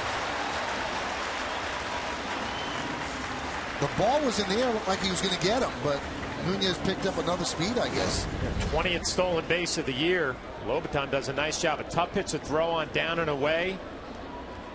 Nunez just looks like a good slide with his left hand reaching for the bag. It's a bang bang play. Ball beats him, but it's high. Looks like, ooh, boy, that's close. Might have got him. Even in slow-mo, it's tough to make the call. Watch the pitch down and away. Tough to throw. As good as you can do. Excellent play by Lobaton.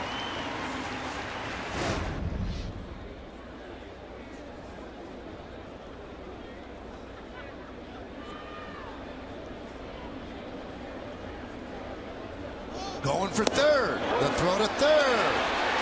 Not in time.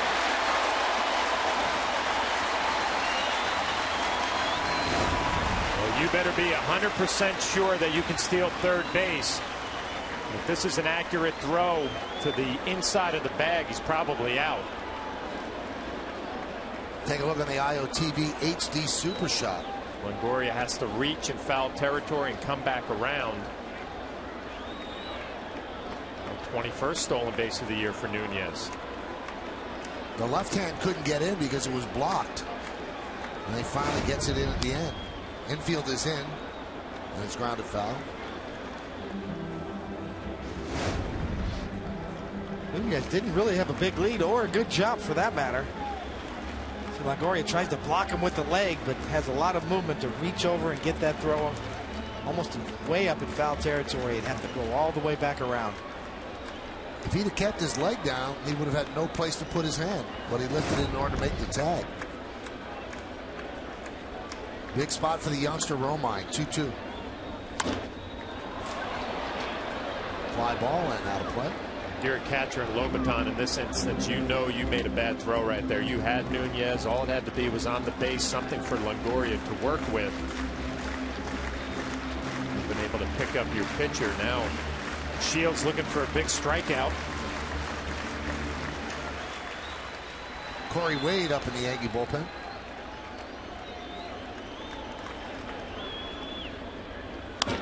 Hot shot and caught by Longoria, and he steps on the bag for the double play. Well, Romine can't hit it much harder than that, but Longoria with quick reactions grabbed it in the air on the backhand and then just had to move toward third and touch the bag for the inning-ending double play.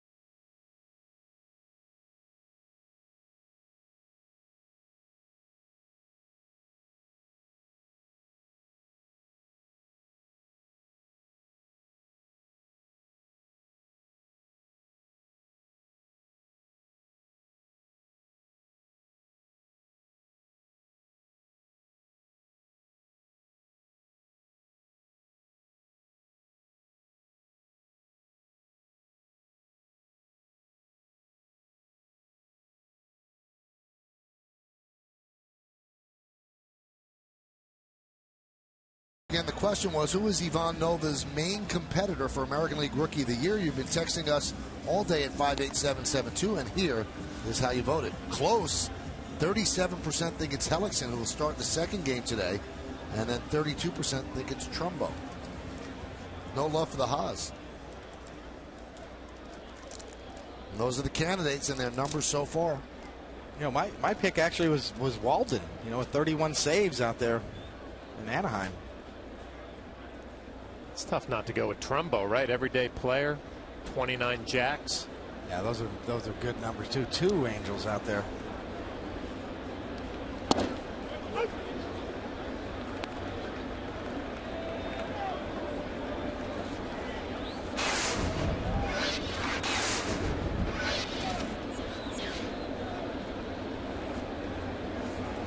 The 0-1. Sliced inside third and down the left field line. Playing it in the corner is Andrew Jones. Kochman stutter step, but then decided to go for second. Gets himself a double.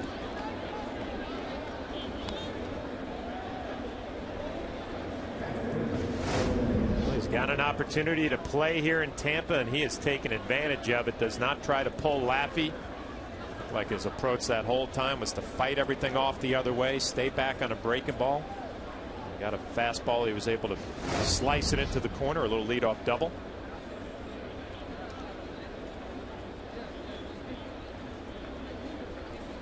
This copyrighted telecast is presented by authority of the New York Yankees. It may not be reproduced or retransmitted in any form, and the accounts and descriptions of this game may not be disseminated without the express written consent of the New York Yankees.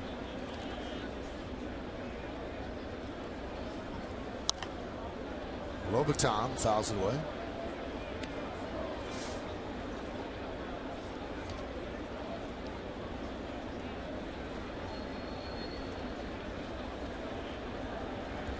Struck out and walked.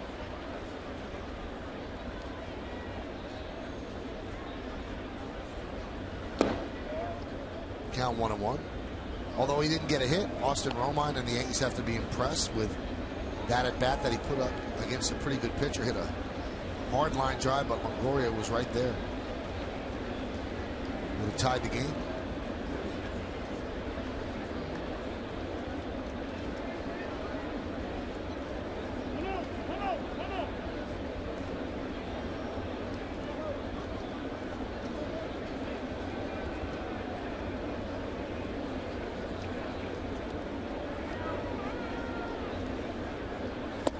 Pitch outside, 2-1.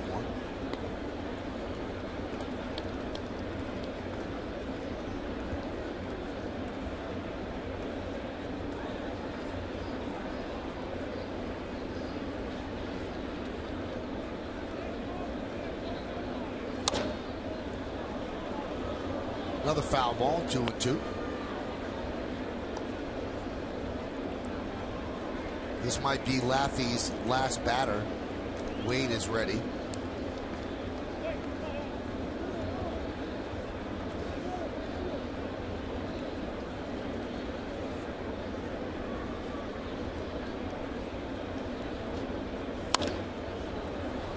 Fly ball center field. Gardner makes the catch. Kochman bluffs. Throw is cut off by Jeter. 1 away. And it will be Laffey's last batter as Girardi will signal for Wade to face Elliott Johnson, or maybe a pinch hitter. Fifth pitcher, Corey Wade, coming on.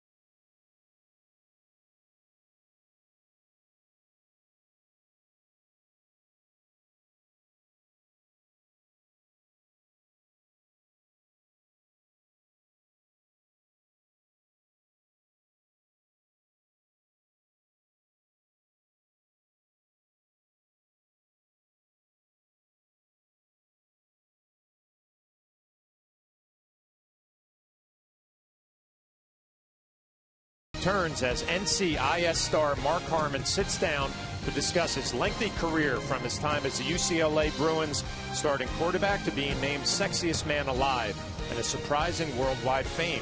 It's a new center stage Friday at 11 o'clock, only on Yes.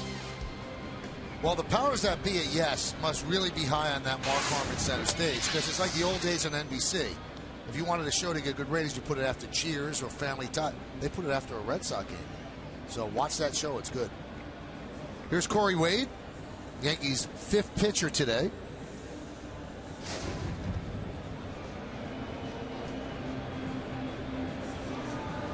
Extra umpire is in the stands. He's ready. Got the chest protector on. And with the blazer, too. Tell you what, he knows when the camera's on him, too. Like every other umpire, they know when the cameras are on themselves. And Sean Rodriguez pinch hitting for Johnson, swings and misses.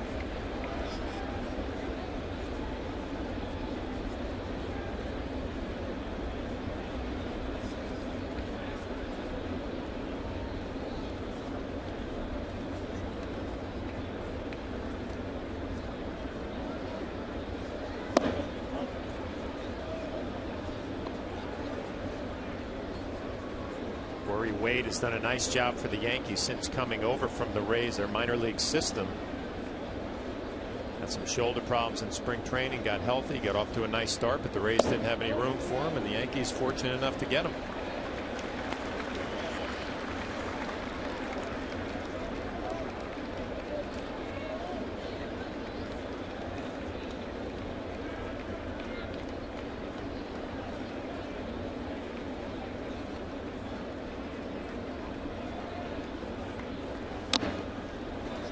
Still 1-2. Got a real idea of what he's doing out there, you know, with Corey Wade. He's got some weapons to go to. He'll change arm angles. Coming into this game, he's got 6 wins, 6-1. Right around 2 with his ERA, 2.06. He knows what he's doing. He knows how to pitch. Got a really good changeup.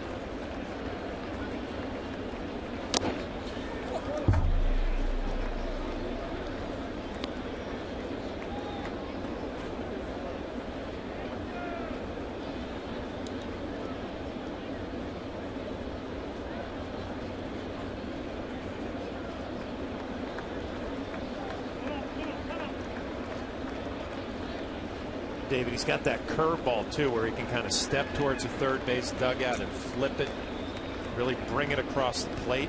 Tough to stay on if you're a hitter. Popped up, and Posada can't get there.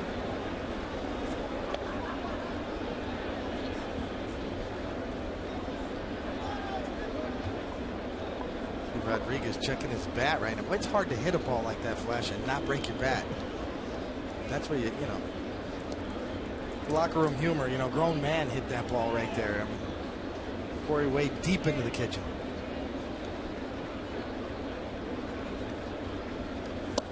Strike 3. Pinch hitter Sean Rodriguez down looking.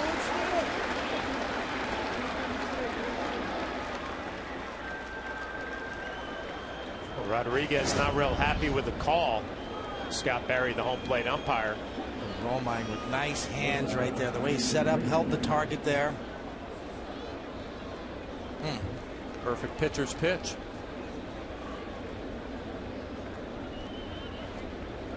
At the height, too. Very strange that he'd be so upset with that call.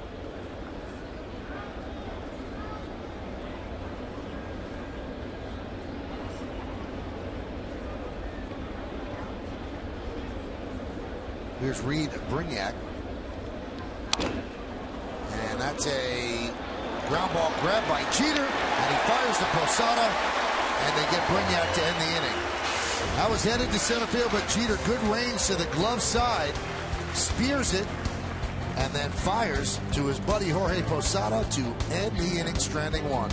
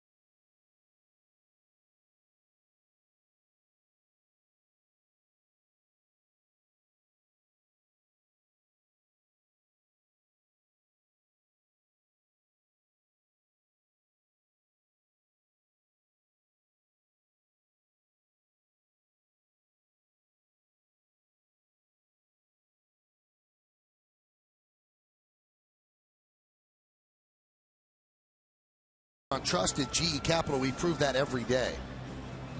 But Reed Brignac had a base hit here. Must have been off the end of the bat. Derek Jeter goes a long way to his left, throws across his body, a strong throw to Jorge Posada.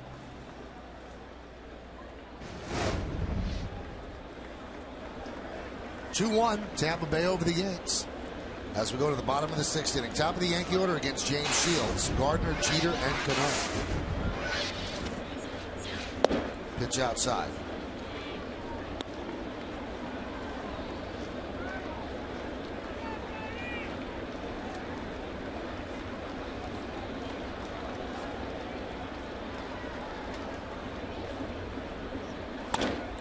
Line down the right field line. Fair ball, it's trouble. That ball is a foul ball. Not much room down there, but it's a foul ball. Yeah, there, as Michael said, there's not a lot of room to go foul down there and still stay right there. Boy, just 12 inches, if that.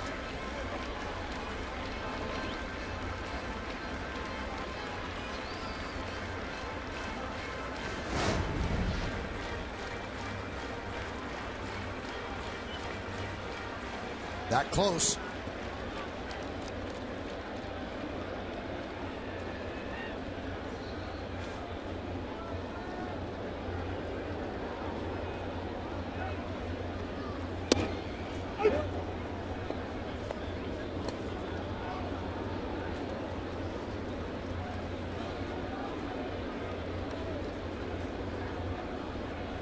Right on cue, James Shields, 77 pitches, in good shape here in the bottom of the 6th. Gardner swings and misses, goes down on strikes. And then he asked Scott Barry, was that a strike? Let's see if it was. Backdoor cutter. You see the late movement. Gardner indecisive, and then tries to get to it late, starts to swing a little too late. James Shields shaving the outside corner with a backdoor cutter.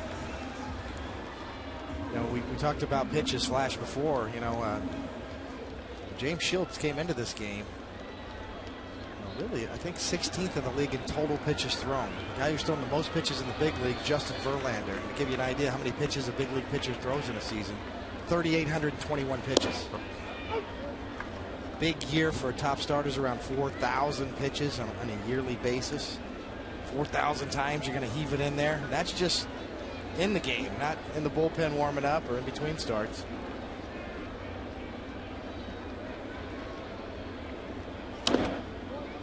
James Shields came into this game, his total number of pitches thrown this year, 3,339. Not even close, not even in the top 10. That shows you how efficient he is. See those pitches by inning. Getting better as we go. 3rd and 4th inning, 14. The 2nd inning, 7 really saved him. A little much in the 1st at 21. But it's not like he's got, you know, it's not like they're pushing him to 140 pitches to get all those complete games. He's doing it with efficiency. Count 1-2. Said Verlander leads the league in pitches thrown. Sabathia up there as well. 7th in the league, 3,477 pitches by Sabathia this year.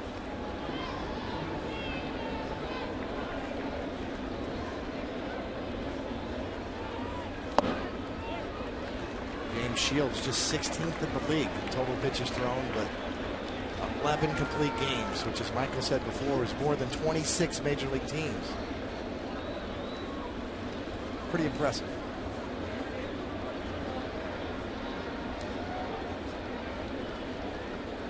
There's a 2-2.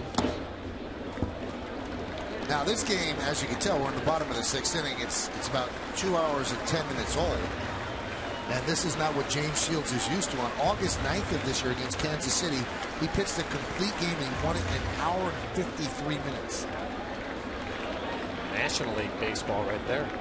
And the day after Jeter got the 5 hits against Tampa Bay, Shields hooked up with CC Sabathia. That one is chopped to short. Brignac will get Jeter for the 2nd out. And that game took only 2 hours and 11 minutes. Whenever I think of Shields, I always think of that changeup, his best pitch. But watching him today, I mean, a good mix of all his pitches. The curveball, the cutter that you've mentioned, David, and the changeup. It makes it so much harder as a hitter when you have to cover 92, 93 with the fastball, low 80s with the changeup, and everything in between with the cutter. Tough to put your ace swing on James Shields when he has everything going.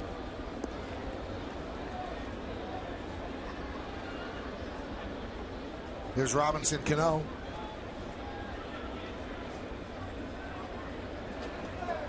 Cano 0 for 2.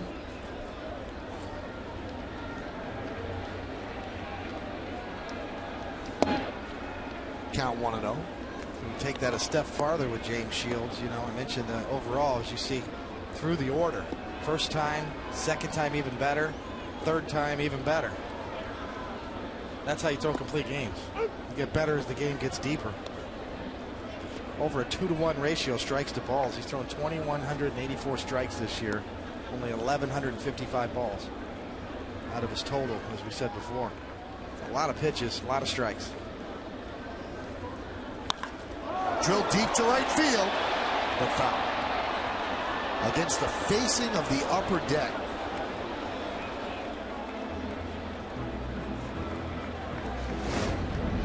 Just don't know where you can pitch Robinson Cano, and a mistake up and in looked like a cutter.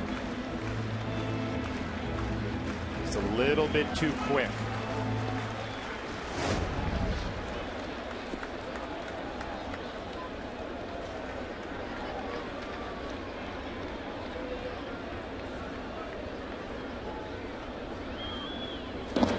Swing and a miss. So the long foul ball and then the strikeout as Shields retires the Yankees in order with 2 strikeouts. 6 in the books. Tampa Bay 2, the Yankees 1. Right here on Yes.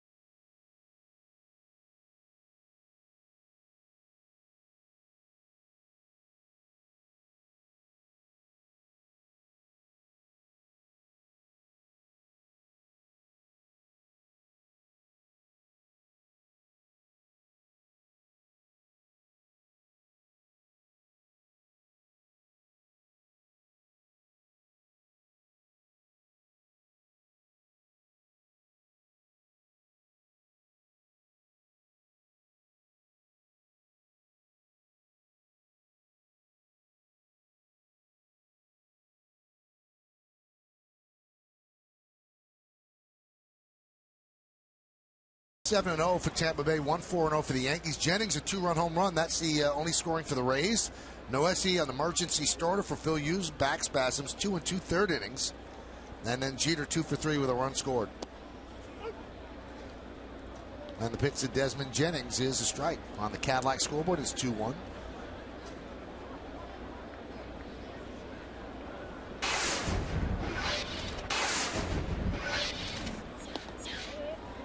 Count 1-1.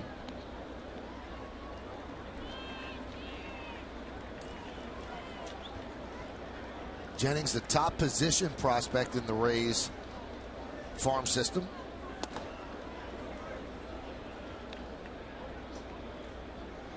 And they always looked at him as the guy that was going to replace Carl Crawford when he inevitably had to leave. And he had to leave because they couldn't afford to keep him. And the Red Sox gave Crawford a $142 million 7-year contract. So far this year, he has not been what they thought he was going to be. Saw something the other day. He's not stealing bases at all, right? I think he's only one bag in the last couple of months. And they dropped him down in the order. So he's certainly having a rough first year. Big difference between the quiet confines of the Trop in Tampa and the excitement at Fenway Park. Lined out to right field. Swisher got a nice jump and runs it down for the first out. Speaking of the Red Sox, Friday, the drama of baseball's home stretch continues when the Red Sox invade the Bronx for a big weekend series with the Yankees. Now, coverage of the series opener starts Friday at 6 with Audi batting practice today and the Tri-State Ford pregame. Then Ken Singleton will join David Cohn and me at the stadium for all the action. Red Sox and the Yankees. It all starts Friday at 6, and it's only on Yes.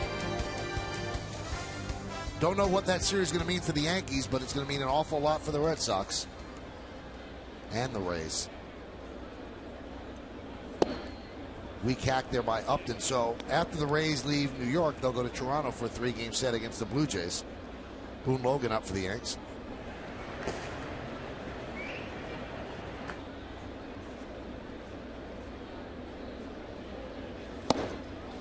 Oh, 0-2. Just you know, Boone Logan's done a great job. Just seems like they got his names backwards. Shouldn't it be Logan Boone? Got that last name's first. That's just me. Get a little punchy, Michael. I know we got a second game. Got a full game to go, buddy. Here's the 0-2. Base hit through the left side for Upton.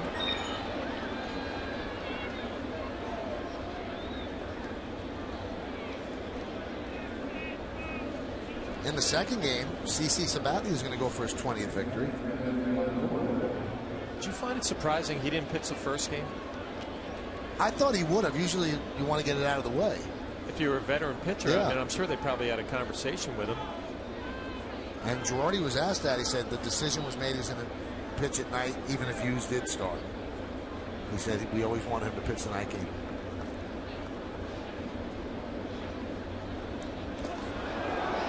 Just got back. Now, the thing I find curious, and I wonder if you're thinking like this, John, you got most of your regulars out there except for Teixeira and Granderson. That's a big if. Are you going to play A-Rod and Jeter and Cano 2 games on one day? And, you know, you've got your ace going for his 20th win. Well, Cano's DHing, right? So I'd assume he would be at second base. Sprinkle in Teixeira. Martin behind the plate. But you probably don't have the left side of the infield. No. You probably don't play Jeter and A-Rod. Maybe one of them DHs.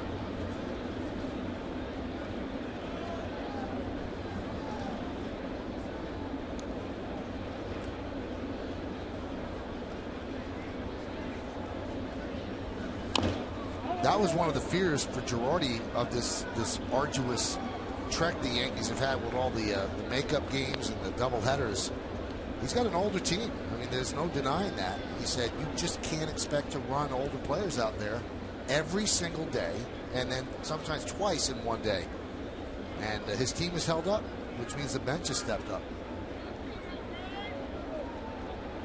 Yeah, just to let you know, too, to further expand on that point about Sabathia. Sabathia is 7-1 during the day this year with a 2.32 ERA. 12-7 at night with a 3.29. So Sabathia been dominating during the day. I don't know about you, David, but double headers, I always love to get the nod for the first one. Go out there and do your thing, and then ready in case you're needed in the second game. Well, I love day games at Yankee Stadium.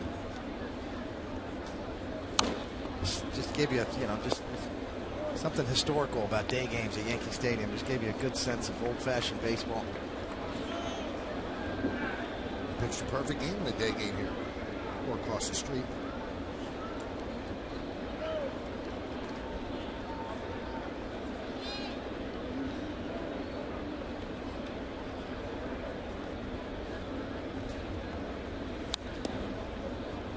Longoria continues to battle. I think he got a piece of Romine. Longoria, big follow through with his swing. Doesn't have a long swing, it's actually short, but when he comes all the way around and lets go with that top hand, it gets Romine in his glove.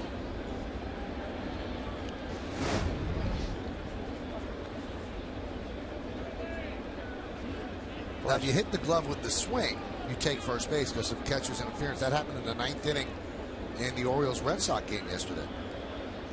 Jacoby Ellsbury led off the inning by hitting the glove of Wieters and got on base, but he couldn't take advantage.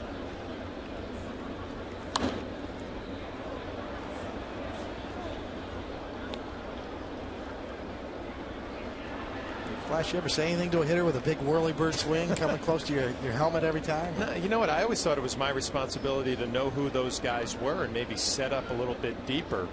Obviously, a catcher, you want to be as close to the plate and as close to the hitter as you can to get some low strikes. Longoria with a big stride, big swing.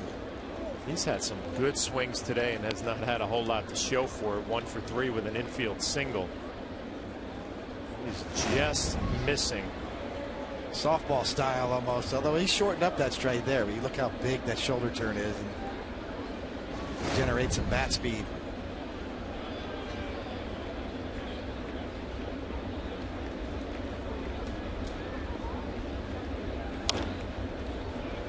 Now, we talked about how Crawford had to leave because they couldn't afford him, but they did something really smart with Longoria. He was up in the big leagues for about 3 days, and they signed him to a long-term deal at really below market cost. He's making nothing compared to what players of his skill set would have as a contract, and they've got him locked in for a while.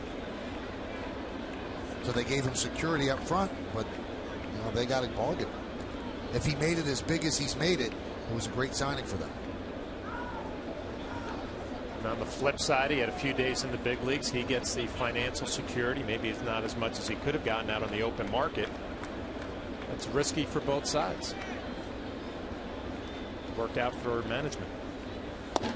Now you have to hope that you have a player who's not going to complain once he makes it big. That happens all the time in football. And you know, their complaint is their contracts aren't guaranteed.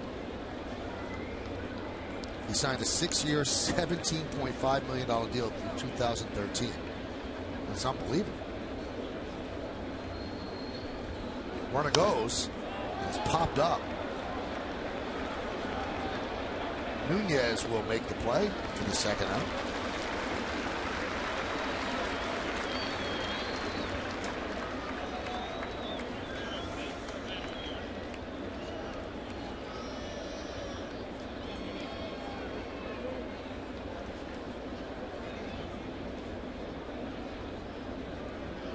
Well, Boone Logan's going to come on with Matt Joyce due up.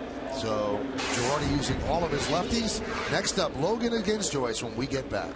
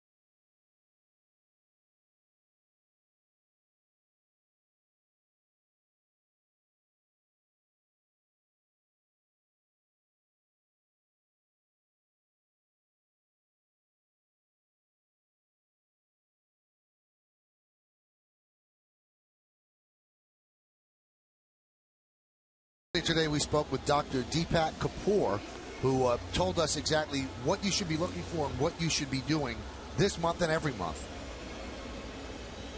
Most common symptom of prostate cancer is no symptoms at all. So the only way that men can go ahead and find out if they have the disease is to proactively get screened.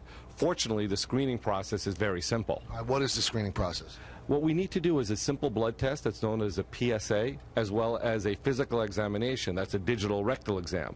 No man likes to think about the examination, but it really is very quick and generally painless. So with a combination of the two, we can almost always catch prostate cancer early enough to get treated. It's an easy test. It's something that if you catch it early, it's curable. And the amazing stat about that is if you live long enough, every man will get it. That's just the way the body is made. So 1 in 6 men get it, but let's say you live till 98, you're probably going to get it at some point. So get it checked out and taken care of. Just a reminder. Boone Logan, the Yankees' 6th pitcher, will face Matt Joyce. Runner at first with 2 outs. We're in the top of the 7th. 2-1 Rays.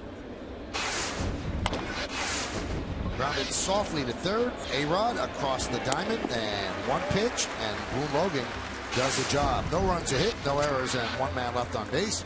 At the end of 6 1/2, it's time for the 7th inning stretch here at the stadium. Tampa Bay leads 2-1, but we're going to stay right here to honor America in the Bronx. Moment of silent prayer as we remember the servicemen and women who are serving our country at home and around the globe. Thank you. Now join in Kate Smith's rendition of God Bless America.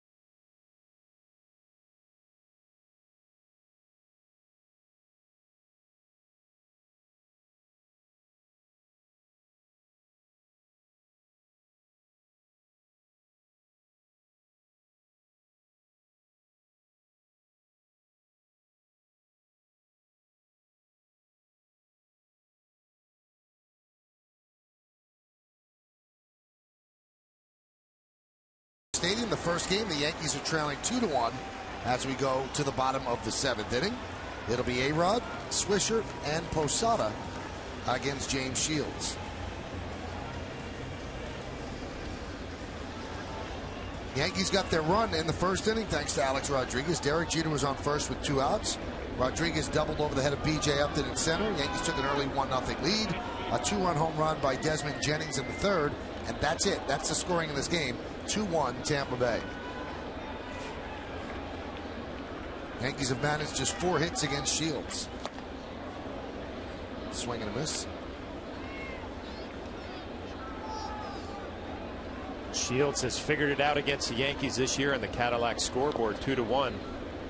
A guy who struggled in 15 starts against the Yankees in his career. This year, his 4th start. He has been dominant.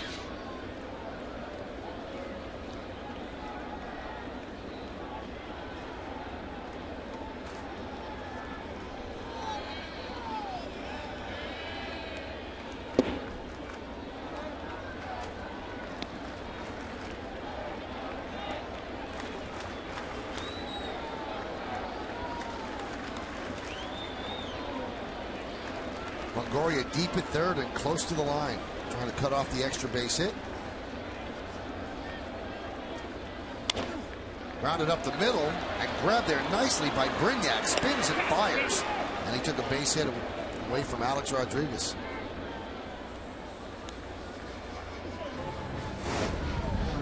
Alex Rodriguez hits this ball hard. Brignac showing a lot of range. In the backside of second base when he spins. A great look at Kochman giving him a target.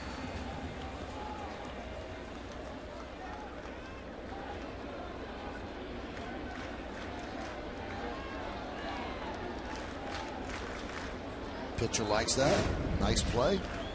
Certainly was. Here's Nick Swisher. Nick is 0 for 2. Struck out and grounded to second.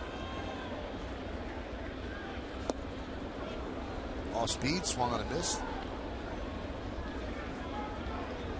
Well, part of Shields' effectiveness is sort of not only obviously the efficiency of his pitches, but the mix.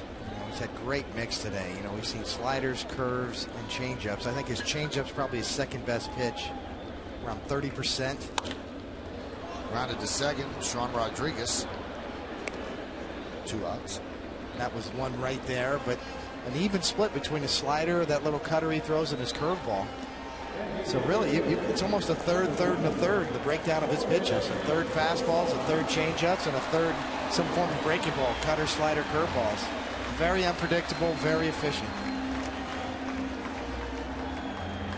Here's Jorge Posada. So far today, fly ball to center and a strikeout.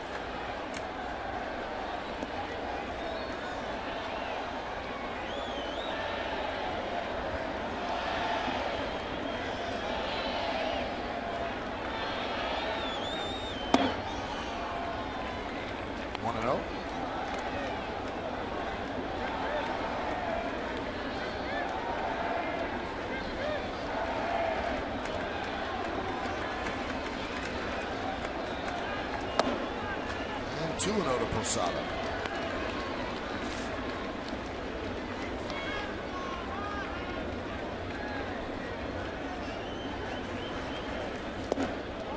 Now 3-0.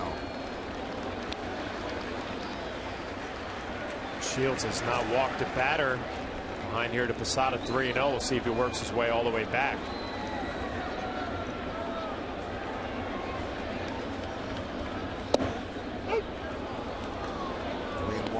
Posada didn't like that call, thought it was outside. It's that 3-0 pitch. Sometimes umpires will call no matter where it is. If it's anywhere close, Jorge doesn't like it. It's off the plate. High fly ball left field. Brandon Jennings runs out of room, so now the count 3-2. Jorge looks a little late today, kind of getting ready to hit. I know he hasn't had a lot of at-bats lately, probably not much of a rhythm. Even some of the pitches he's had to hit, he's a little bit late with his timing.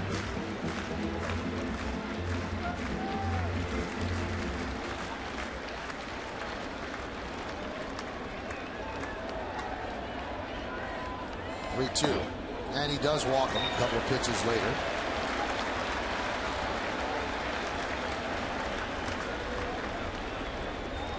Well, after the last out, don't miss the WB Nation postgame as Bob Lorenz and Jack Curry recap Game 1 of this day-night doubleheader, including a breakdown of the latest playoff picture.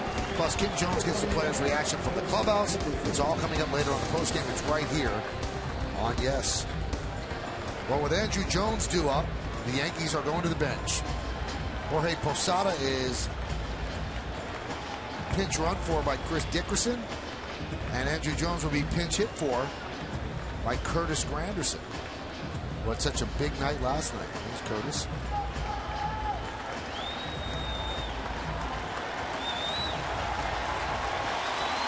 he's going to get a nice hand.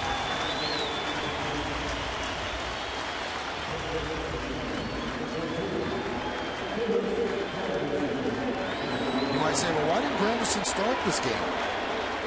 3 for 38 with 12 strikeouts against Shields in his career.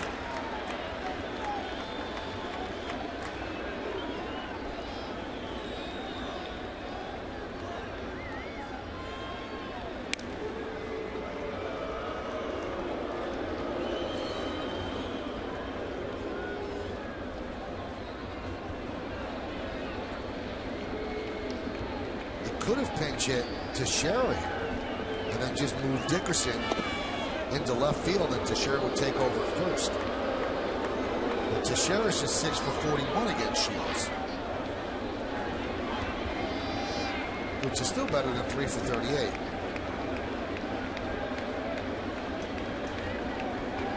But going with the hotter player of late. 1-0.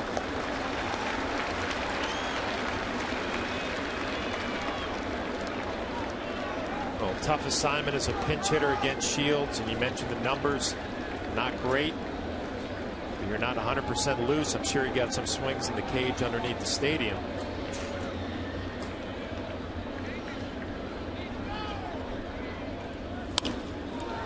Popped up, shallow left, bring that back, and he makes the play for the final out of the 7th. No runs, no hits, no errors, and one man left on base. We played 7 at the stadium. Rays lead the Yankees 2-1.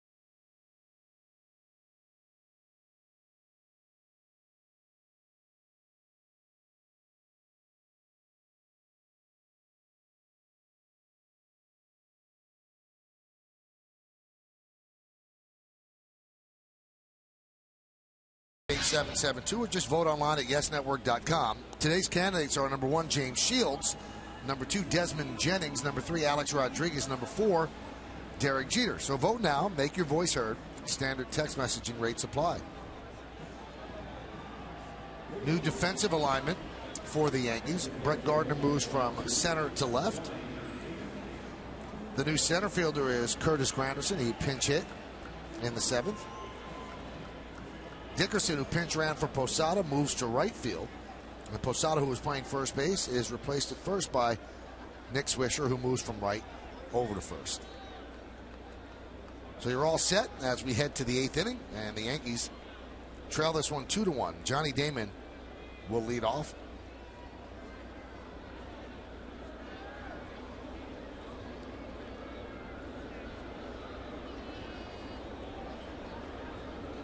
And Logan deals. Well, let's manage with Joe Madden, if you will. Hyundai scoreboard 2-1 Tampa Bay. How long do you stay with Shields? He's your horse. You need this game desperately. What do you do? I think you might push him a little longer, in this particular game. Throughout the season, The most pitches he's thrown is 126 in one game. 23 of his starts, he's been between 100 and 119 pitches. 4 times he has gone past 120. So I think this is going to be a 125 pitch game if needed. Yeah, when we talked about it early on, I mean, with Shields pitching, you've got to find a way to win this game. If you're Joe Madden, you have 6 outs to accomplish that. You know, you wonder about Kyle Farnsworth, their closer, has been battling some elbow problems. I don't think he'll be available today. You know, I'd give him 25 more pitches. They might push him to 130 for the first time this year. That's how important this game is. Yeah, yes. It's going to have to go through the heart of the lineup for the Yankees at some point. It'll be 8-9-1 coming up in the 8th, and then 2-3-4 in the 9th if we get that far.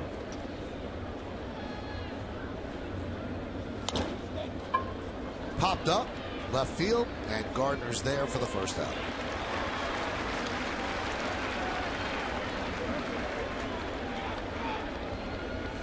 Luis Ayala, who pitched the final inning yesterday, he's up in the bullpen.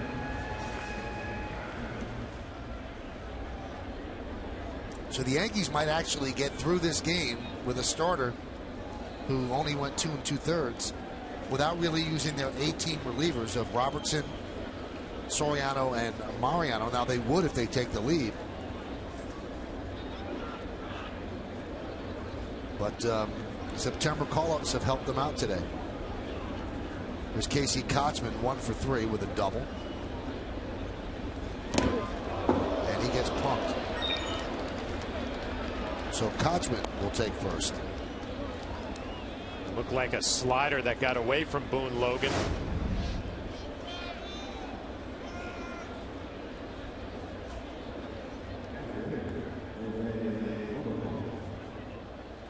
Exactly what it was. It was 80 miles an hour. Sometimes you really try to snap off those sliders and they just come out of your hand fat, like hitting a golf ball fat, and they just spin and stay right there.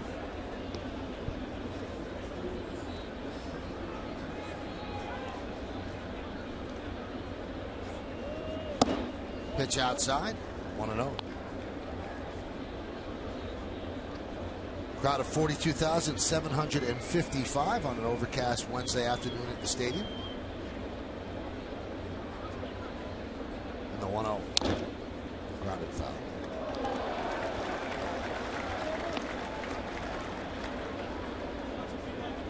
It's played by that gentleman, and now his hand hurts.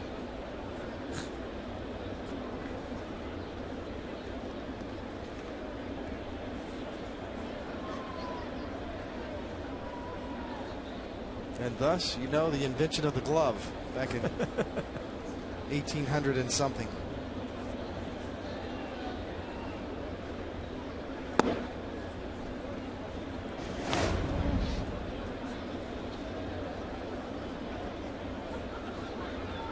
Oh, yeah.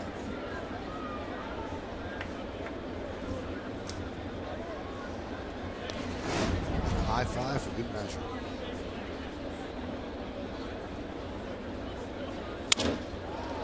Looped up the middle, a base hit. Broken back single by Lobaton. Thinking of shoes. So first and second with 1 out.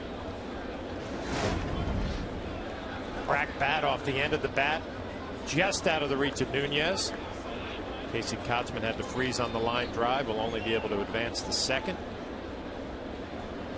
We talked about Lobaton struggling, coming in hitting 069. Boy, you can feel his heart pitter patter.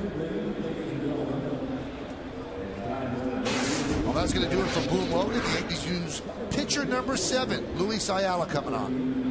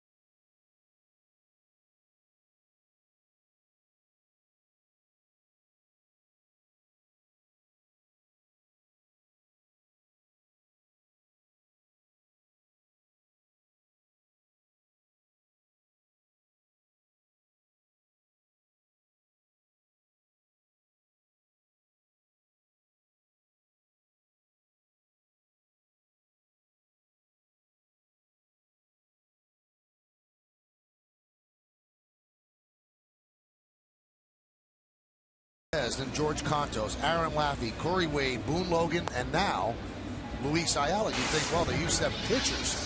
They must really be getting hammered. No, it's just a 2-1 game. And it's a very winnable game in the top of the 7th inning, or top of the 8th inning. The numbers on Ayala are outstanding. He's done a very, very good job for them. The pickets of Ayala and Corey Wade have really lengthened that bullpen and defined the roles, and they built a very good bullpen this year. Well, this guy's flown under the radar. I mean, 48 games, you know, a significant body of work this year for the Yankees. Unheralded for sure, and excellent numbers. Well, Ben Zobrist has made it to the ballpark. They thought that he'd get here for the second game, but here he is. He had left the team for a couple of days to be with his wife for the birth of their daughter. And he will pinch hit for Sean Rodriguez.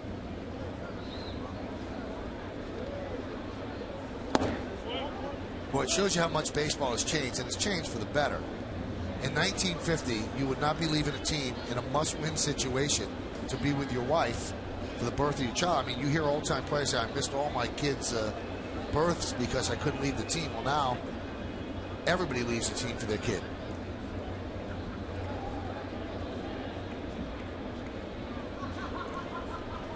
The 1-0. 2-0. When do you think that started to change, David? 90s? I think probably even later than that. Really? I think it's really more the last decade or so, maybe even the last 5 years, where things have swung the way of more progressive in terms of families and baseball. Zobrist 2 hits in his last 20 at-bats. 2-1. 2-2.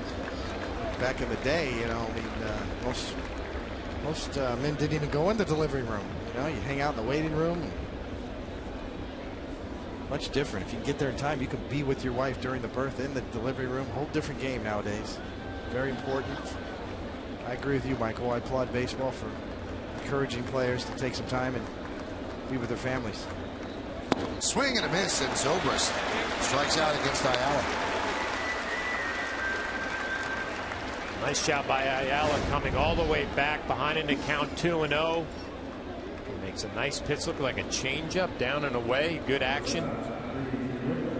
Zobrist, who's always been a good RBI guy for Tampa, can't get the job done there.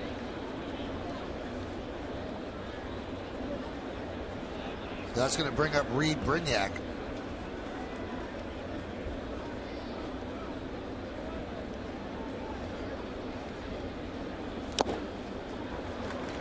(0-1).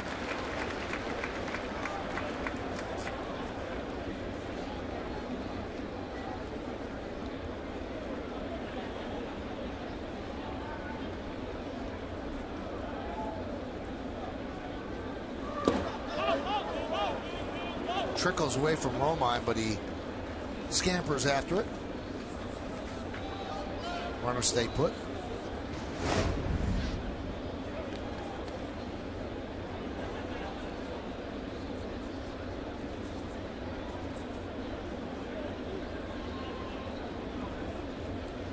It's just enough of it. Keep it close enough.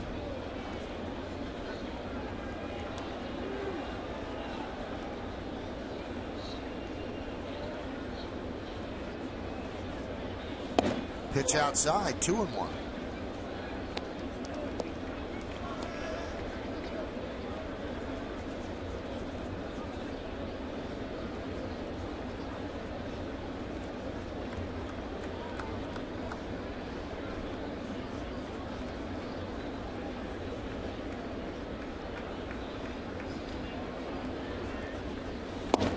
Now 3-1 to Brignac, and you got the dangerous Desmond Jennings on deck.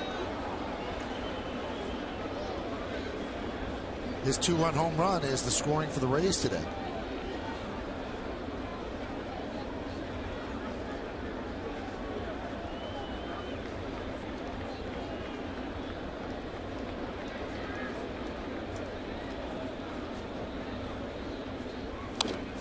Right in on the hands, 3-2. That's the thing about Wade and Ayala. They're strike throwers. They will come after you. They'll change speeds. They don't have electric stuff, but they have electric results. Crowd getting into it, first and second, with 2 outs, 3-2 count. So the runners will go. Top of the 8th inning, Rays lead 2-1. Brignac, the number 9 hitter in the lineup. He's 0 for 3 this afternoon. Now he's 0 for 4. As he swings and misses, 2 strikeouts for Ayala out of the pen. No runs a hit, and 2 men left. We go to the bottom of the 8th. 2-1 Rays.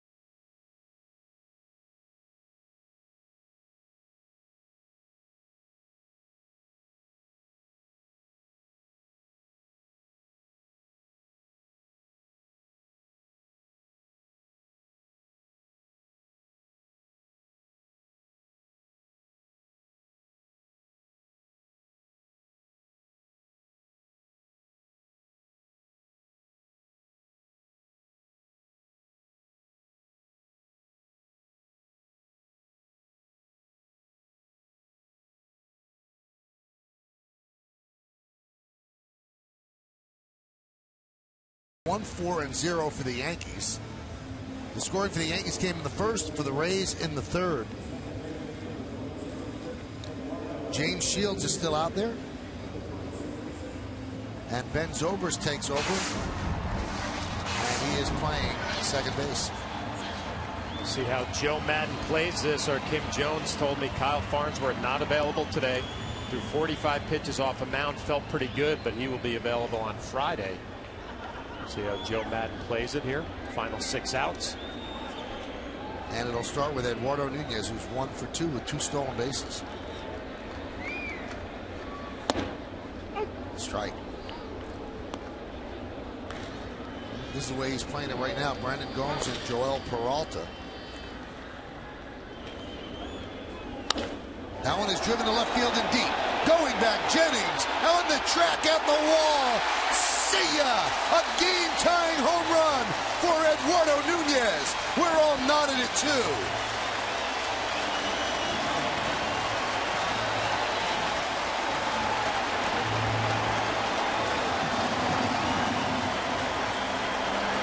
Eduardo Nunez has been all over James Shields. He had a rocket to right field his first at bat.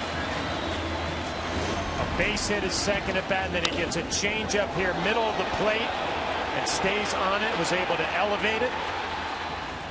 5th home run of the season for Nunez, and a big one to tie it up here in the 8th. How about the catch by the little kid? Pretty awesome. Got himself a game-time souvenir. James Shields hoping and praying.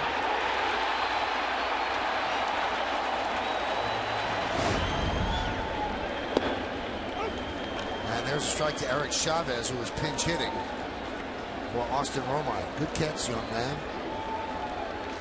On the fly. Give it deep to right. But into the upper deck, well foul.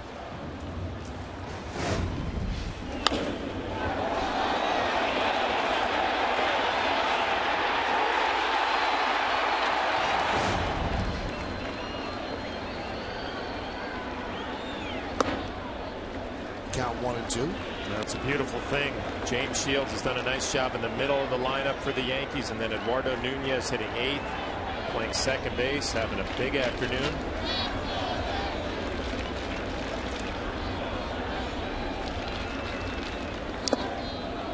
Swing and a miss. Chavez down on strikes, pinch hitting for Romine. Mariano beginning to throw. Tie game going into the 9th inning at home. You use your closer. Right back to the changeup for Shields. You can see there's more margin for error with a right-handed pitcher and a left-handed batter.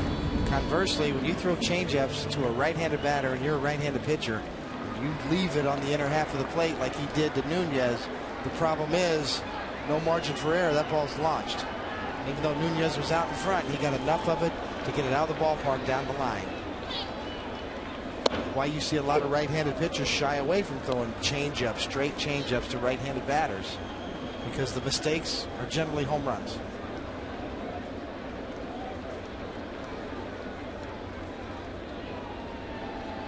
The 0-1. 0-2 to Gardner. Gardner's 0 for 3 today. Fly to center, tried to bunt, but was thrown out by Shields and then struck out in the 6th. He's down on the count, 0-2. We're in the bottom of the 8th inning. It's a 2-2 game. If the Yankees win this game, they clinch a playoff spot. Pitch outside, 1-2.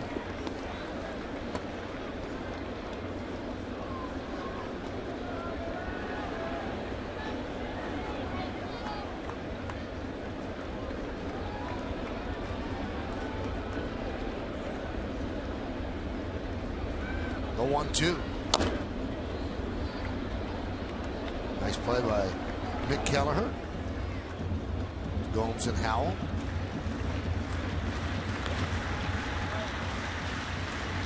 They carry 6 righties and 5 lefties in the bullpen for Tampa Bay. But with Farnsworth not available, so it's 5-5. The 1-2. Just missed outside.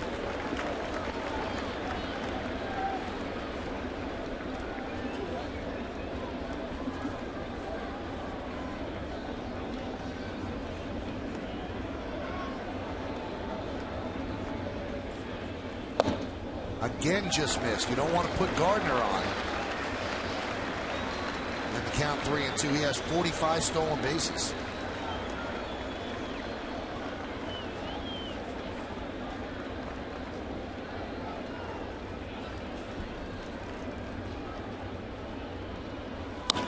Slap to left field. It is a base hit for Gardner.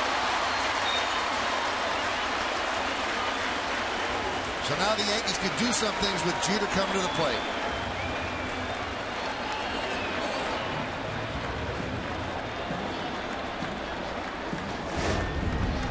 Gardner with that slashing style.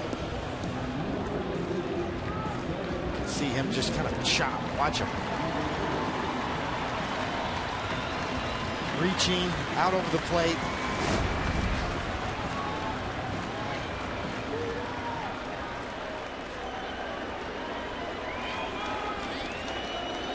Joe Madden going to stay with Shields against Jeter. Shields, as we said before, generally really tough to run on. See if the Yankees put on a play, maybe even a hit and run here with Jeter. Jeter's 2 for 3. And Gardner dives back ahead of the tag by Kochman. See Shields with those quick feet. All those pickoffs we showed earlier. Even with Brett Gardner's speed, it'll be tough to get a good jump.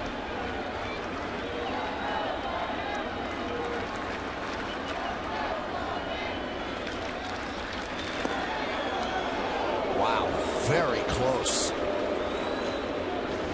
We said he's got 12 pickoffs this year. This is why. Just really quick feet, and that was really close.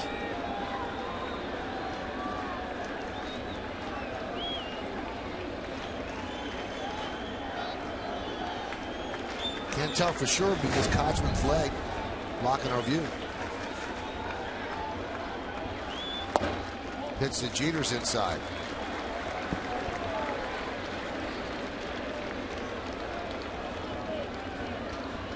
Well, you could clearly see what Joe Maddon's saying right here. We have to have this game, and even at a high pitch count, I trust Shields more than anybody I have in the bullpen right now. He's my best, and if we're going to be making a run at the Red Sox, he's the guy staying in there.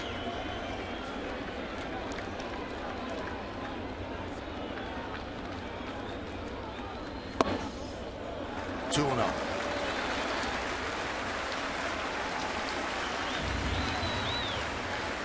Well, David, if you were going to ask for a hit and run, this might be the count to do it right here.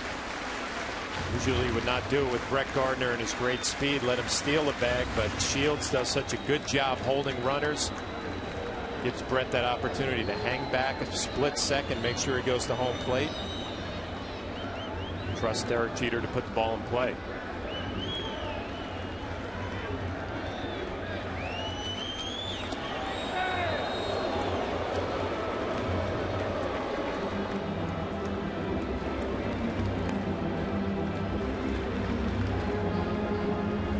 The quick feet, it's the quick release as well, the snap throw. You see the look on Kochman's face. He thinks that all three of those throws in this sequence have been worthy of a second look.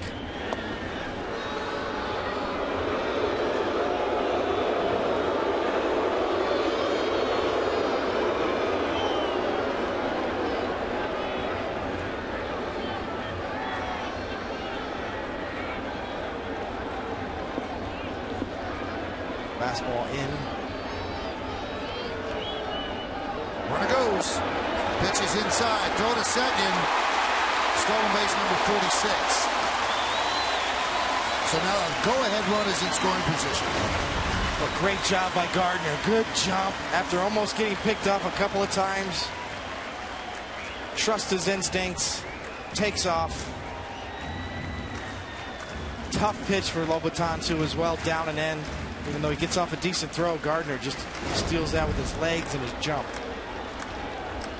So the count 3-0 on Jeter.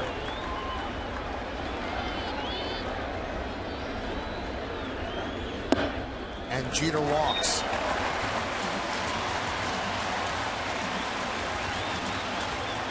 Well, that's about as far as Madden can go with his ace. He's going to call on J.P. Howell to face Robinson Cano. So Shields carried a 2-1 lead into the 8th inning, but a leadoff home run by Eduardo Nunez tied it. Now a single and a walk to Jeter puts runners on first and second with one out. Game hanging in the balance as Shields departs.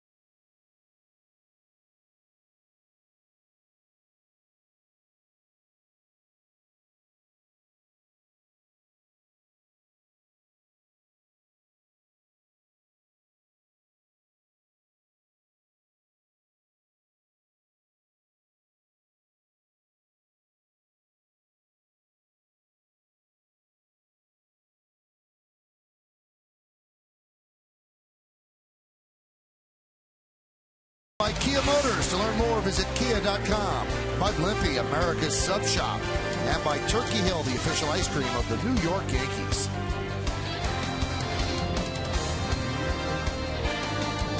Wednesday matinee here at the stadium. First game of a day-night doubleheader. And the new pitcher is J.P. Howell. So they go lefty-lefty against Cano. Howell does not have good numbers. 6.37 ERA. Been much better as of late, though. Much like the entire Rays pitching staff.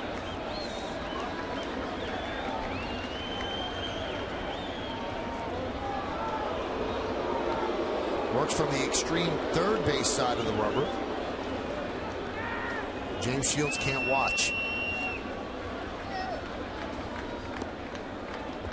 Big time effort by him.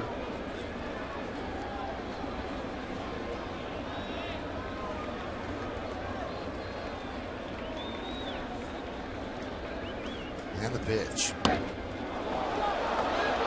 Blocked there by Lobaton. Gardner thought about going, so let me stay right here.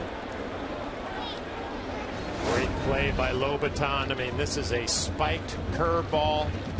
Does a nice job with his right shoulder, angling it back towards home plate. Brett Gardner kind of caught out in no man's land. He wanted to go, he freezes. Nice play by the Rays catcher. Kind of clamped down his right arm to pin it between his side and his arm. Pretty good play. Heads up. 2-2 game, bottom of the 8th. Cano is 5 for 17 with a home run and 6 ribbies against Howell.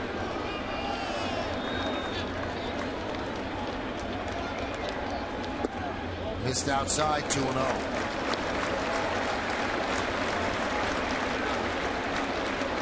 Alex Rodriguez on deck. Nick Swisher after him. He holds lefties to his .217 batting average against. So he's probably in there for just this one batter.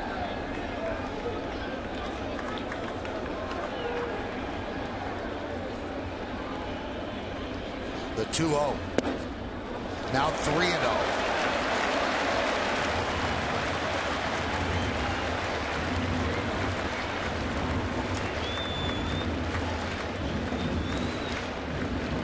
Line on Shields.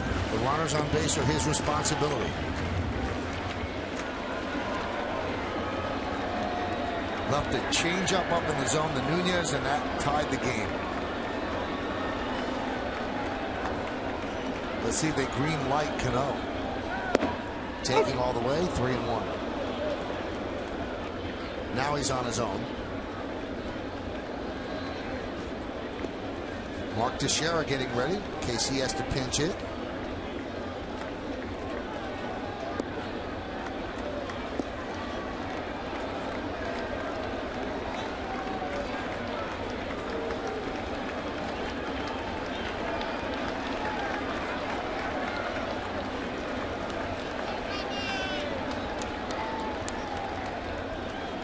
The 3-1.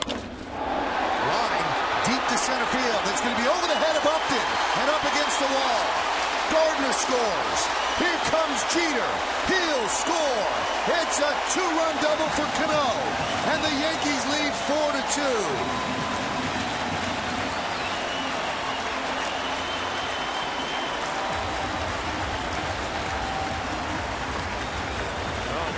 Did not give in to Robinson Cano and just lay a fastball in there. He actually went off speed out over the plate. Like Robinson Cano does against most lefties, he hammers it the other way. B.J. Upton, no chance. Derek Jeter scores all the way from first. Well, J.P. Howell doesn't get the job done, so now Joe Madden has to go to a right-hander. 2-run scores. The Yankees lead 4-2.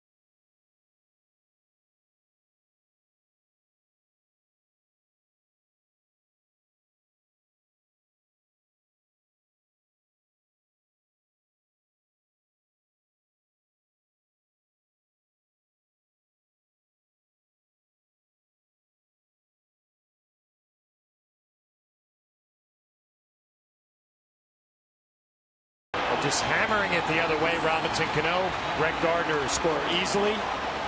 Derek Jeter, a good turn around third base. James Shields, who had himself a nice afternoon, is not going to be happy with that swing. J.P. Howell. What a tough year for James Shields in that regard. You see the numbers here on Brandon Gomes, but James Shields now on the season has left 15 runners on base in these types of starts, and 8 of them have now scored. Make or break your one-loss record. There's a strike to Alex Rodriguez from Gomes. So if the Yankees win this game, they will clinch a postseason berth. And if they win in the second game and the Red Sox lose, they will clinch the American League East. So a lot could happen on this Wednesday in New York City.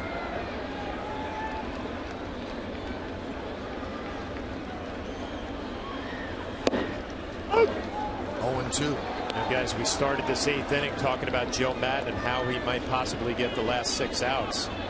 Yankees answer back 3 runs, take the lead. Juan Cruz now getting loose. Yankees can hold on. This would be a tough loss for the Rays.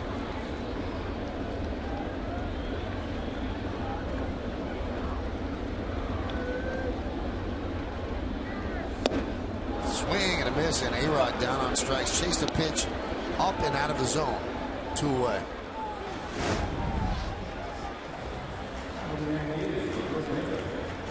Once you commit, it's hard to stop. The letter high fastball, still the tough one to hit, still the toughest pitch to hit the game.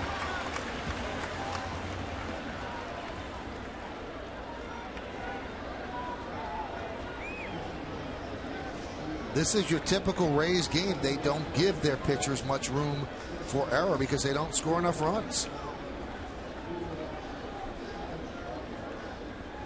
And Eduardo Nunez tied it with 1 swing. Nick Swisher grounds it to second base. Right there is Zobrist. And that will do it. But the Yankees get 3 runs on 3 hits. 1 man left. The big blow, the tying blow off the bat of Eduardo Nunez. That made it 2-2. Done with 2 runners on. Robinson Cano takes it to left field to give the Yankees a 4-2 lead.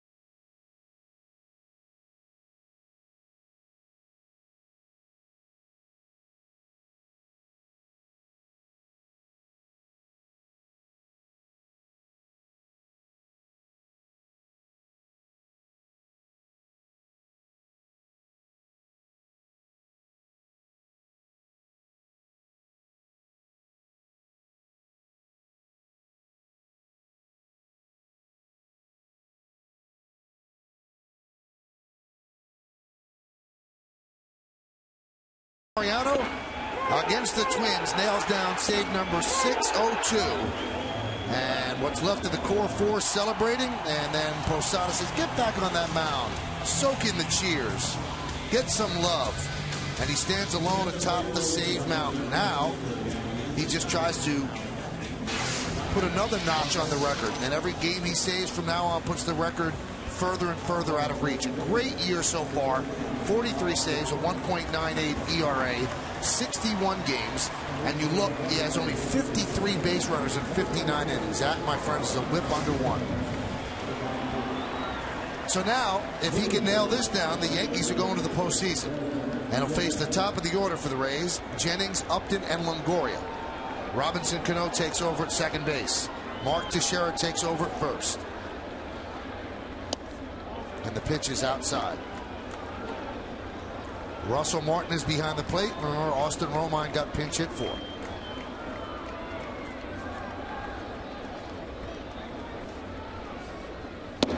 And a strike. And Mariano trying to finish it up for the rest of his bullpen, who has done an outstanding job this afternoon. A lot of zeros up there after Noesi left this ball game. He is the 8th Yankee pitcher. Slow roller toward Jeter. Charges. Fires. Got him.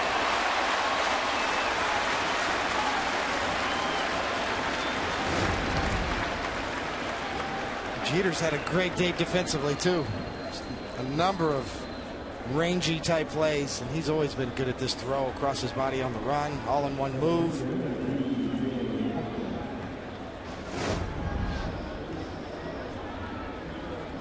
Here is B.J. Upton. He's 2 for 4. 3 for 12 lifetime against Rivera, but 8 strikeouts. And there is a strike. Started the cutter at the body of Upton, then made a left-hand turn onto the inside corner.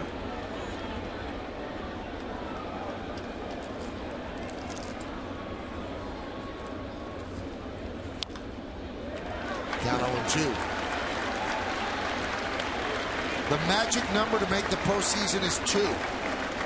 So a Yankee win combined with a Rays loss, which would be perfect right here, that adds up to 2. That adds up to a postseason.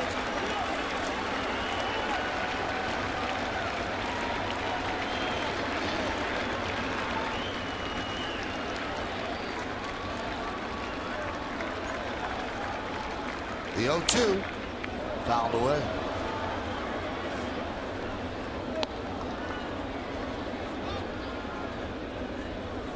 Red Sox play the Orioles tonight. They'll try to extend their lead over the Rays if the Rays don't win this game.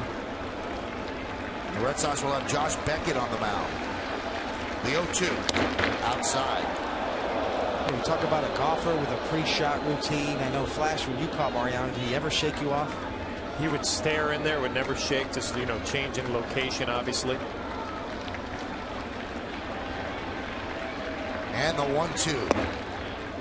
2-2. It's always been more about execution with Rivera as opposed to pitch selection. A familiar move every time, the repeatable delivery, the stare in, the bow. And here comes the blade.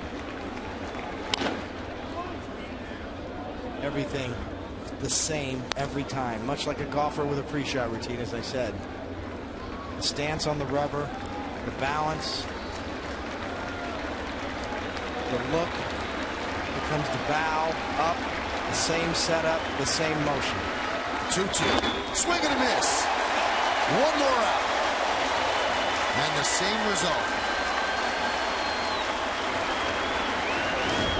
B.J. Upton likes that ball down in the zone. Mariano up and in with a cutter. No chance.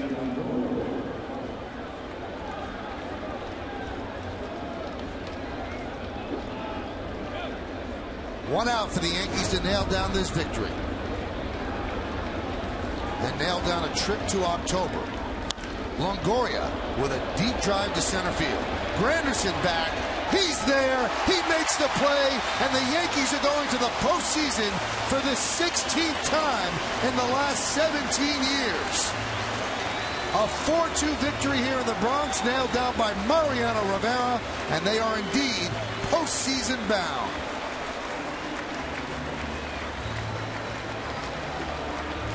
Mariano's seen it all, and since he burst upon the scene in 1995, only one season has he not gone to the postseason, That was in 2008.